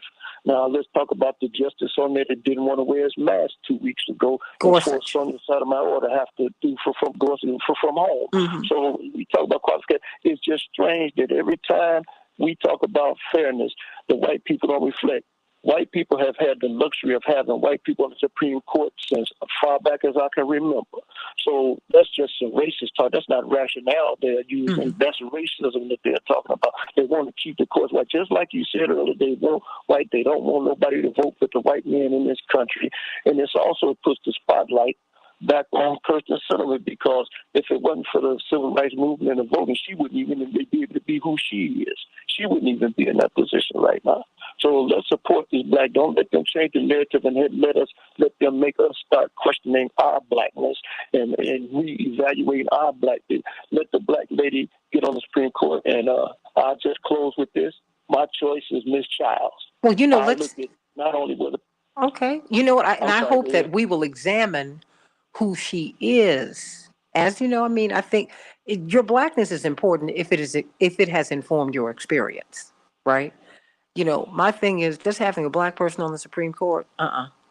No. What we need to find out is, how has that informed your experience? Being a woman, how has that informed your experience? Being a black woman, how has that informed how you view the world? That's the key. That you need a poor white person on the Supreme Court who's not running away from it. I want that. That's why it needs to be expanded. You need more views. This is not 1789 when it was established. This is 2022. You mean we haven't changed in 232 years? Really? That's crazy. Let me go to you, Tim. What's on your mind, Tim? Good morning. Good morning. Hi, Santita. It's been a while since I called in, but this particular subject is a person who's going to be having a great influence on my life. And I want to know if this person is going to be, like all Supreme Court justices are supposed to be, protecting the constitutionality of laws. That's the only thing they're there for. They're not there for their life skills or their life experience or whatever. They're there because they're experienced jurists. They are lawyers or people that understand the laws, and they're not somebody's friend or not somebody's activist. This is I don't care who they pick. I think Yeah, it was you do. kind You of stupid to just, say that yeah, I'm yeah, only you do going to care pick. who they pick, Tim, because you just gave us some requirements. Of course I do. Yes. Yeah, so I let's want not them to contradict be ourselves. somebody that That's my point. understands the Constitution. Yeah, but it's not Yes, just the absolutely. Constitution, because look, the Constitution had me 3/5 human. No, not me, because they didn't even count women or black women or white women. Your life Right. experience matters in every job that you get, Tim. No, hold on, That let was me get some lawyers in on this. unconstitutional Stay to right there. say that. Tim, we're not asking you to be an activist, even though this is an activist court and everybody knows it. How else can you explain what Gorsuch did to Sotomayor? I mean, you serious? The woman's got diabetes. She's got health issues. She said, just to be collegial, would you mind wearing a mask? I just need you to wear a mask when you're in my presence. No, wait, Tim. In my presence. Said that never happened. Stop. She said that. So she zoomed in to a session of the Supreme Court because he refused to put on a mask. Now, I'm not getting into this. Masking is not the issue. To me, it's just basic. Off the Constitution Huh? mask. How are we spinning it from the Constitution and qualifications to somebody not wearing a mask? No. We're talking about your work environment. Come on now, be consistent. Be consistent. Because the thing is, if you're not into it, you know what? I've bumped into people who don't wear masks. And I've asked them to put one on, and I've done it politely, and they have been so inclined and they put it on. I'm not here to argue about masks with you today. That's not my point. No. No. Your worldview. You. That's always part of the narrative. Whenever we introduce someone who's about to get one of these big positions, we go to where they grew up and we want to find out. Wait a minute, Tim. We want to find out what shaped them. We want to find out what shaped them. So no. All of that's what the hearings are about. People want to know who you are. So let's not be disingenuous here. Stay right here. CK, why don't you speak to Tim? And then you, Robert, and then you, Aaron. Very quickly. Well, just very quickly, background is important. We want to know, and I think, and Tim, I don't know this is what you meant, although I heard what you said. It is important who the person is, their background experiences, their experiences, if they've been on the bench, what kind of opinions they've given, their judicial temperament. That's very, very important when you are talking about a U.S. Supreme Court justice. How is their judicial temperament? What is their experience? What is their background? All of those things are critical and have been critical at confirmation hearings. That is, if you will, the American way, whether we like it or not. So we're not asking for there to be a different set of rules if this person is going to be a black woman. Quite to the contrary. Have the same set of rules. These candidates are going to fly. They're going to do exceptionally well because they have the ones that I've seen, the judicial temperament, the experience on the bench, and are well regarded and seasoned jurists at the top of their game. Many of them that I've seen that I'm very familiar with because I vetted them when I was president of the National Bar Association. So I think that background is important. We cannot separate what people's backgrounds are from what they will do. And in fact, you want them for their background. You want them for their experience. You want them for their temperament. You want them for their ability to write opinions. That's why they're on the U.S. Supreme Court, the highest court of the land. So I respectfully just want to give that context to the process. I don't want to have anybody on the U.S. Supreme Court whose background I don't know about. I don't want to have anyone on the U.S. Supreme Court who can't write an opinion. I don't want anyone on the U.S. Supreme Court who doesn't have an open mind because of all the issues that they confront. And we've had some candidates that have sailed through, whose background was suspect, whose qualifications were thinner thin thin, and under any other circumstance other than just being put up by a certain president would never make it on the U.S. Supreme Court. So I'm saying here you're going to have some of the best qualified candidates that are out there that are African-American women. We don't want to have 15 sets of rules. We want to have fairness because, after all, this is the U.S. Supreme Court. So background counts. Absolutely. Aaron Connolly? I completely agree with CK. And I think the other thing to consider with regard to background and temperament is in the Supreme Court, more than in any other place, we see justices sort of deviate from what their legal precedent may or may not have been, right? We've seen, for example, you brought up Sandra Day O'Connor. who in her background and opinions as a lawyer and judge was, very progressive, but also conservative. As a Supreme Court justice, we saw her migrate in her theory and how she viewed the Constitution and how she became a kind of a swing vote, if you will, on the court. So I think the temperament and background and philosophy are going to be very important, especially in contrast to some of the nominees, as CK mentioned, we saw with the Trump administration, right? So we're going to want to understand that contrast, but at the same time, really understand what their values are, because you have a lifetime appointment. Your views and values can adjust and change with that type of flexibility, and it's important to really understand where these folks are as human beings and where they're making those value judgments. Because all of that matters. I mean, if you just want to interpret the Constitution, none of us on this panel would have been able to participate in it, because you got women, you got black women, white woman. You couldn't get in it, and Robert, you were 3/5 human. They didn't even count me, Robert. So I mean, what is this? The Constitution is a living, breathing document. Robert, please. Look, as Gil Scott Heron said, a constitution is a noble piece of paper. At best, I find it funny that conservatives always start this, well, I just want a neutral justice who calls balls and strikes whenever it's a progressive getting nominated to the court, or an African-American, or woman, or a wise Latina, as Sotomayor once called herself. But when it's time for a Republican president to nominate a candidate for the court, they immediately say, I want the most conservative person on earth. They make that a litmus test. They make that a rule. They care nothing about qualifications so long as the person is the most qualified or the most conservative they can think of. There was nothing about Merrick Garland that wasn't qualified for the Supreme Court, but they realized that he did not share their conservative political worldview, and therefore his qualifications didn't matter. So all of this is subterfuge. All of this is a canard. None of this actually has anything to do with the process, and none of this has anything to do with the way someone rules on the court, because at the end of the day, the Republicans did not spend the last 40 years trying to get the majority they have on the court right now to say, well, it doesn't matter what the qualifications are. It doesn't matter what they think, as long as they're neutral and call balls and strikes.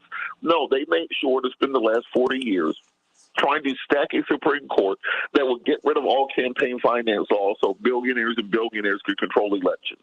Trying to get a Supreme Court that would gut voting rights so they could win elections around the country. Trying to gut reproductive rights. Trying to gut civil rights so they can maintain their economic control of the country. Trying to limit the power of the federal government to regulate the environment and reform many of the abuses of corporations. So that's what they've been doing for the last 40 years. But then the minute that someone starts talking about nominating a black woman, all of a sudden, well, we can't take their background into consideration. It just has to be la tabula rasa. There's a blank slate that's going to come in and just read the Constitution and press the button. And that's never been the way the Supreme Court has worked. If you read the Federalist Papers and the earliest writings of of the founding fathers, as they like to point to, they never intended that to be the case. The reason John Jay was one of the first justices and also one of the writers of the Federalist Papers was because the court was never supposed to be this kind of neutral council of Jedis to just meditate it. They're supposed to get involved in the process and help perfect the union. So this concept that they're pushing has never been part of the American system, and it's just a method of subterfuge to try to keep progressives and African Americans and women, and particularly progressive African American women, off the Supreme Court and out of the halls of power. And keep you in your place. Keep you quiet. You ought to be insulted by this, because eventually they're going to talk about you. Tomorrow, CK, we need to talk about these voter suppression laws. I hope you can make it back here. I hope you all can make it back here, because that's what we're going to talk about today. But we we had to deal with this, because you got Senator Wicker. You know what I mean, CK? You've got Senator Wicker, who's like, oh, quotas, affirmative action. You know what? I am so tired of hearing affirmative action slammed. Affirmative action has worked. If you want to slam something, look at legacy. You have some parents who went to jail over this. They had parents who took slots, who had their children take slots from kids who needed these sports scholarships, who didn't even play the sport. That doesn't bother you? A big chunk of the first year admissions to Harvard are legacy. Now, I don't have a problem with legacy, but you need to be qualified. Jared Kushner's school protested his admission to Harvard. They said, we taught this young man. He's not qualified to be there. But his parents gave millions to the school. Okay, that's how the game is played. Then just let me know that's how the game is played. But don't act like Harvard's the greatest university in the world. Don't act like this is a place where only geniuses go. Because that is a lie. Okay, so let's stop playing this game. Don't act like only the smartest, the best and the brightest have been on the Supreme Court. The smartest and the best and the brightest have been blocked from the Supreme Court, have been blocked from going to school, have been blocked, and this country and the world is poor for it. We're poorer. Somebody out here's got the cure to cancer. Somebody out here's got the cure to AIDS. Somebody out here. But you know what? We will not fortify our public schools. We won't do it. So, because you know how God works it out? He puts the genius, and God doesn't even have gender. God puts genius everywhere, and God made Jesus born down in the slop. You went looking for him in a mansion. Oh, no. The three wise men said, no, I got to go down to the ghetto and find him, because that's where he is. That's how it works out. That's what genius is. That's what humanity will be saved from the bottom up. So you think about that. You darn tootin' you need a progressive black woman. I don't want some conservative, but black people are socially conservative. But we're also understanding. We're like, people come from a lot of different places. So that's what we need. We need that right now. Right now. You need to expand the Supreme Court so you can have different views. We are not the same country we were in 1789. We were an enslaved country. Women couldn't vote, and on and on and on. And we were just in the process of genociding the Indians. Excuse me, the indigenous people. That's what we were doing in 1789. While we were calling for freedom. We have grown. And our institutions should reflect that growth. Period. That's it. That's all. Can't wait to be with you tomorrow on the Santita Jackson Show. God bless you, everybody. Thank you, Devin, for a great show. Attorney C.K. Hoffler. Tomorrow, of course, legal Q&A. No, Wednesday, legal Q&A with C.K., but on WAOK at 11 o'clock, she will be on her own legal show. And, of course, every Sunday on WAOK, Robert Patillo. And my sister here is Erin Connolly. And so many of you, I love you. Dr. Deborah Holden, Dr. Shanita Knighton, and Reverend Todd Urey. Love you all. Devin, thank you for a great show. Can't wait to be with you tomorrow on the Santita Jackson Show. Love you. Do you all have any closing thoughts? Well, I don't know. Closing thoughts? No. There's nothing wrong with going off the end and just setting the record straight and refocusing the discussion. I think the discussion needs to be refocused. I think that we have to change the narrative and continue. Many people have to continue pushing the correct narrative and just get the votes to get this, whoever the person is through. And then also understand that there are groups of Black women. I'm part of a group called Win with Black Women who are sending letters to the president, and aggressively, protesting and the like to ensure that the candidates that are being put forth continue to be as enlightened as the ones that we're seeing. Because it's not going to be over till it's over. You have these front runners now who are very enlightened, who would be great candidates, in my impression, having vetted many of them. I'm just one person but I did have a machinery vet them when I was president of the National Bar Association. So I'm speaking from a position of knowledge, even though I don't speak for the National Bar today. Of course. Right. But I will say this, the pressure's got to continue to ensure that those spectacular candidates remain at the forefront, and that others who might be, that others don't seep in, that may not be as spectacular. And I have every confidence on this issue. I really do, Santita, that President Biden is going to be true to his word and have someone who would be acceptable because of qualifications, background, skill, judicial temperament, all of that to Democrats and progressive folks. I do believe that. You know what? I believe he's know going to be good on his that's word, but you know what? I also remember what he did with Anita Hill and Clarence Thomas. So I don't mind holding his feet to the fire. He's president of the United States. He was He was senator for decades. He's tough. He is sitting in the hot seat. He's always wanted to be president. So you know what? Boom. We just have to do what you're doing, which is apply the pressure. Right. We always have to hold the feet to the fire and just be part of different initiatives. People are saying, I get a lot of calls, what can I do? What can I do? Even if you can't, you don't have to protest. You don't have to go out in the streets if that's not in your fabric. But if you can write, or you can sign a letter, you can make a phone call over and over again. These are things, there's so many things that people that you can support organizations who are there in the street day in and day out. There are so many things that people can do. When I say support financially, so that Rainbow Push, so that, Transformative Justice Coalition, and so many other organizations can continue to push and fight for what's right with these candidates and continue to pivot the narrative, because the narrative is all over the place. But I think that, I'm glad that President Biden took the bullet, from the beginning, because, see, there's some time to recalibrate and to get the kind of candidate that we would find to be a strong candidate for the U.S. Supreme Court there and get her through the process. Because once he has nominated that person, all hell is going to break loose. And that is going to be a time for all of the groups to get together and to launch their support behind that person, if the person is as qualified as I think she's going to be, an African-American. Because that's going to be the time, because the criticism, you think the criticism are bad now, it's going to really do something then. Even with those senators who previously supported her from the Republican Party, they're all of a sudden going to have something that they forgot to see.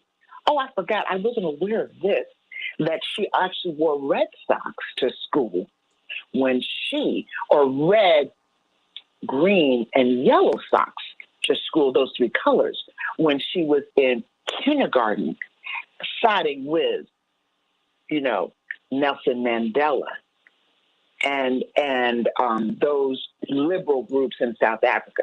I'm just saying, I'm throwing something out there that's completely irrelevant, but that's the kind of thing that people will focus on. I just didn't know when I support her before. I just didn't realize. So we have to just go make sure that we are not hypocritical with the process throughout.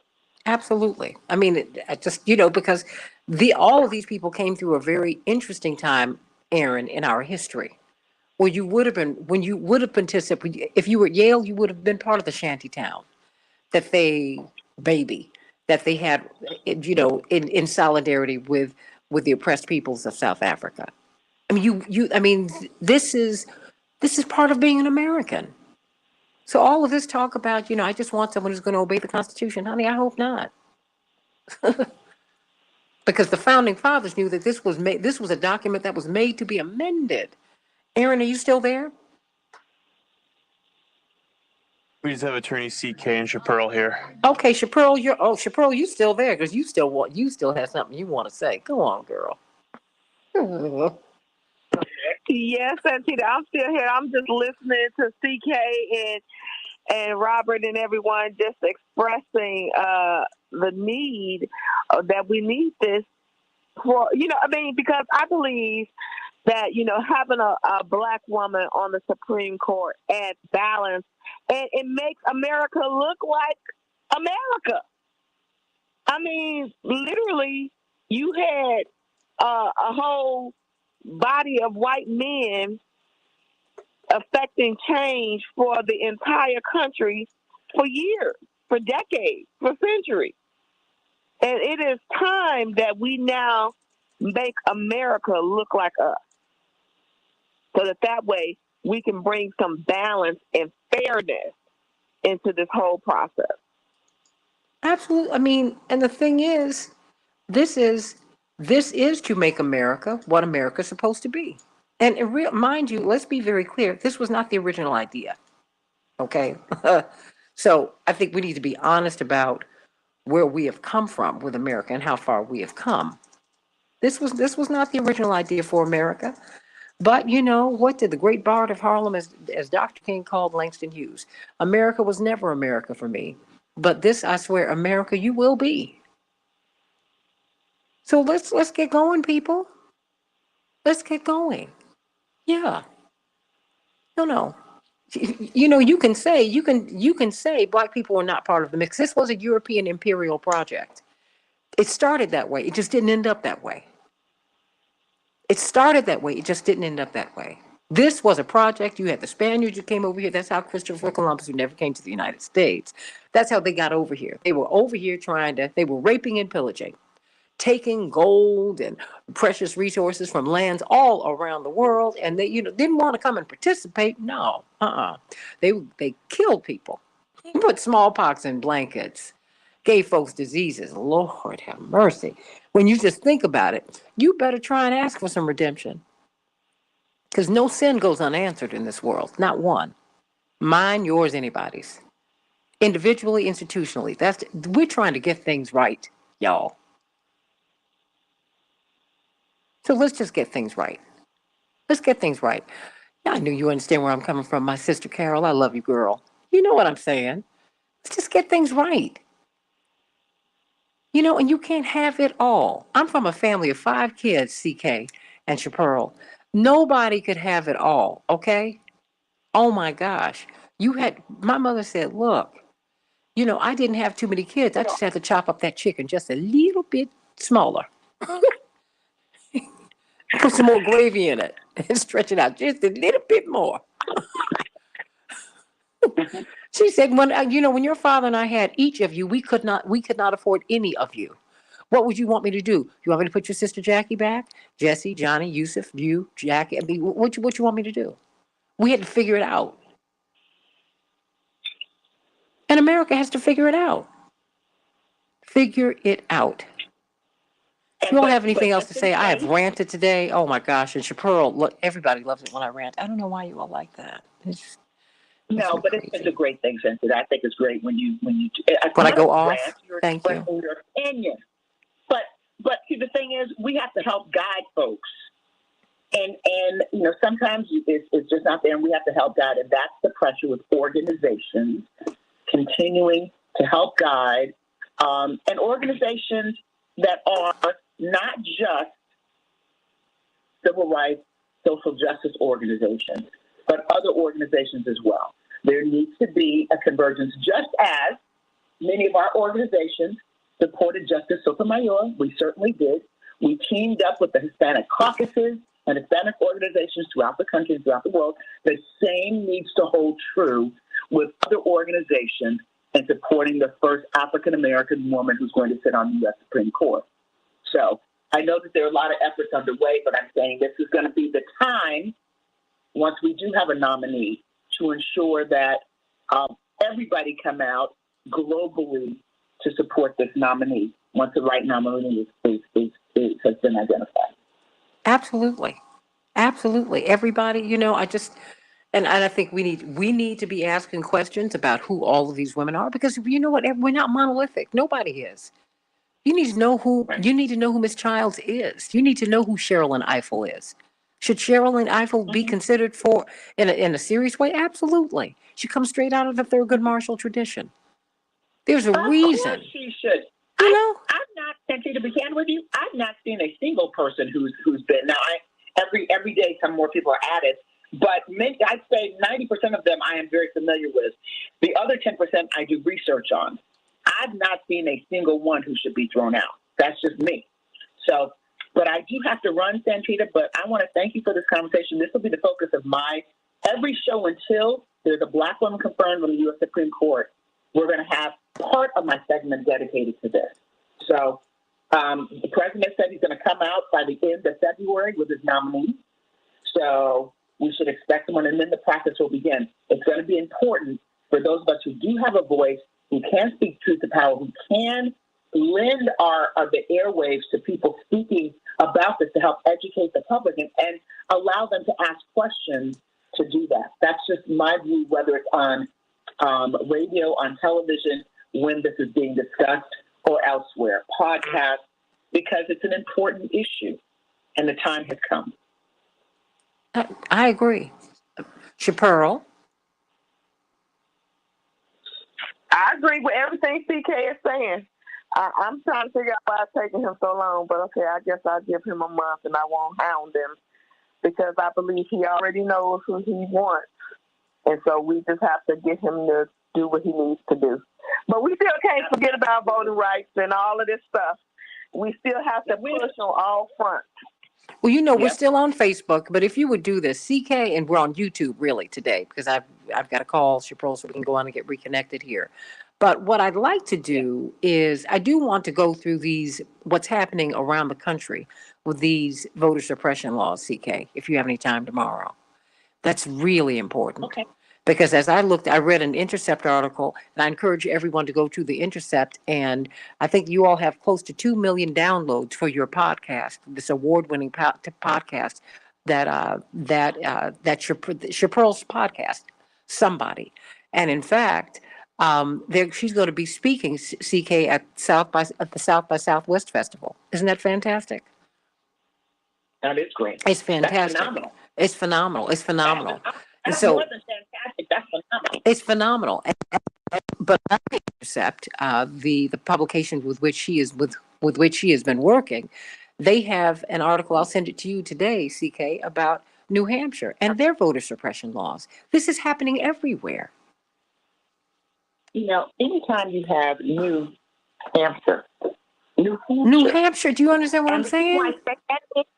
The reason why I say New Hampshire, just so that you know my articulation is understood of why I'm saying it that way, because New Hampshire has always been the bastion of liberalism, quote unquote, when it comes to voting issues and all that kind of stuff, like Rhode Island, like there's some of these, Massachusetts.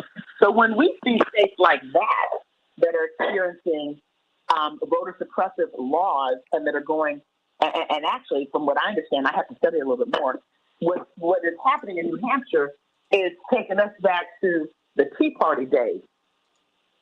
You know, the Tea Party, like the Boston Tea Party. You know, taking us back to that era. It's so these things are sliding through because people are maybe don't have their eye on it, but there are so many people who are watching it very carefully. I'm one of them, so I'd love Santita to be able to focus on that.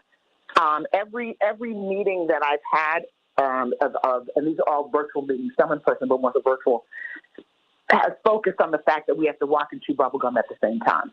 I've not heard a single person say, "Oh no, we got to do this first and that." No, that's not a strategy for anything, for accomplishing anything. And I don't know of any party that uses that strategy anyway.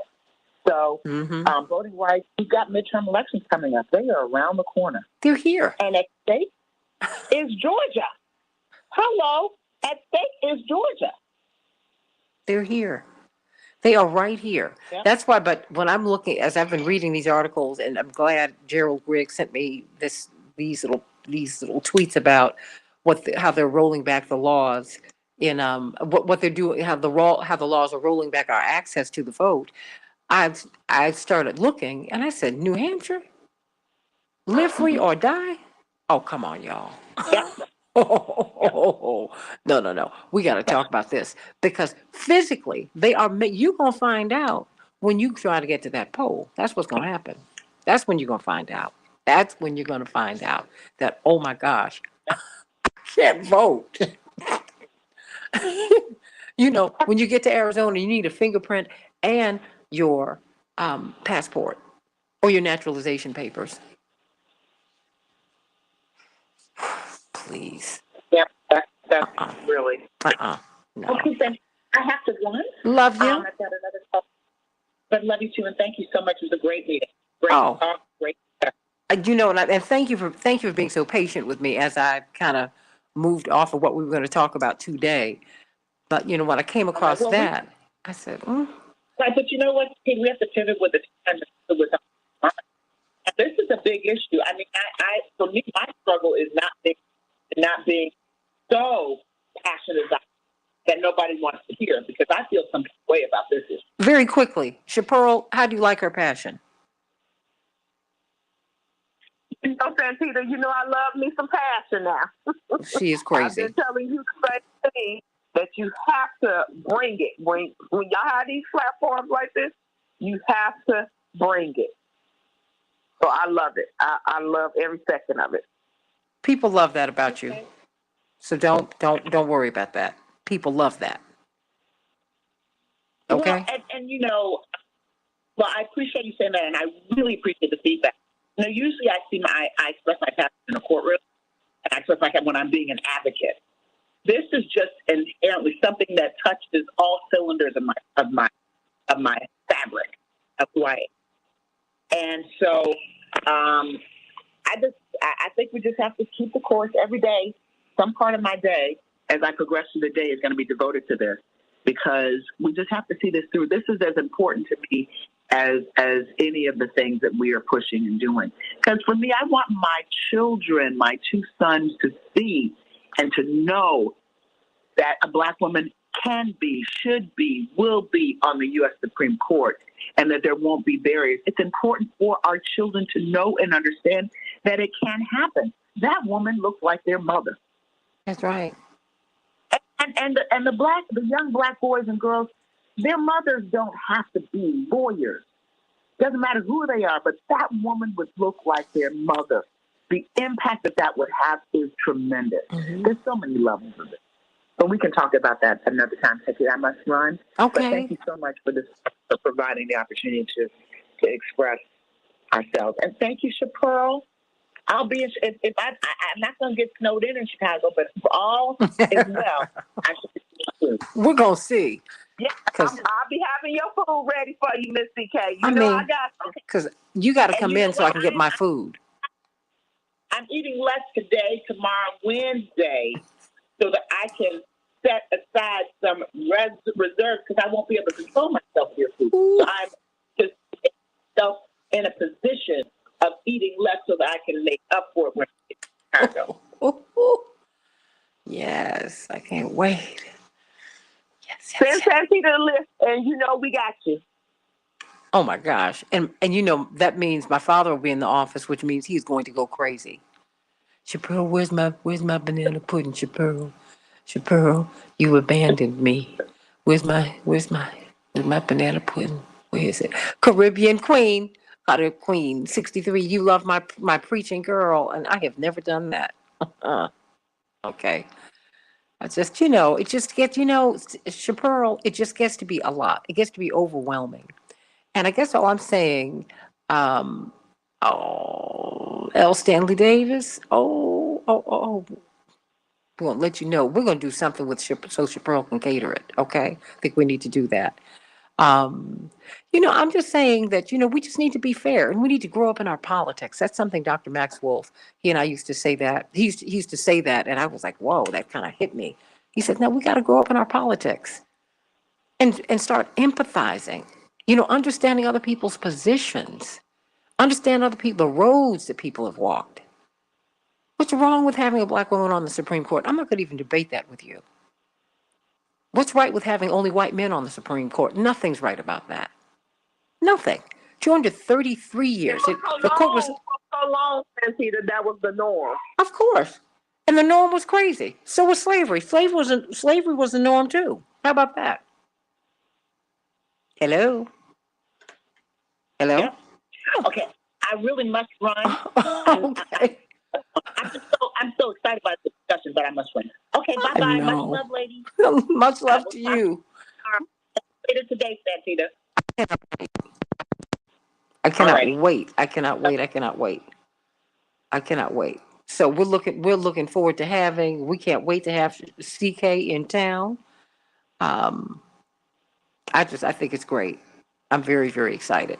So Chapearl, I'm going to call you right now. I'm fixing something, and we're going to get right to it.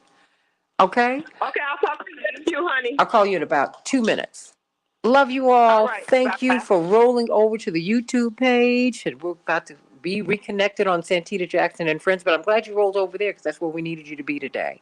So I love you, love you, love you, love you, love you. And we're going to get this right because I didn't know that I'd been blocked.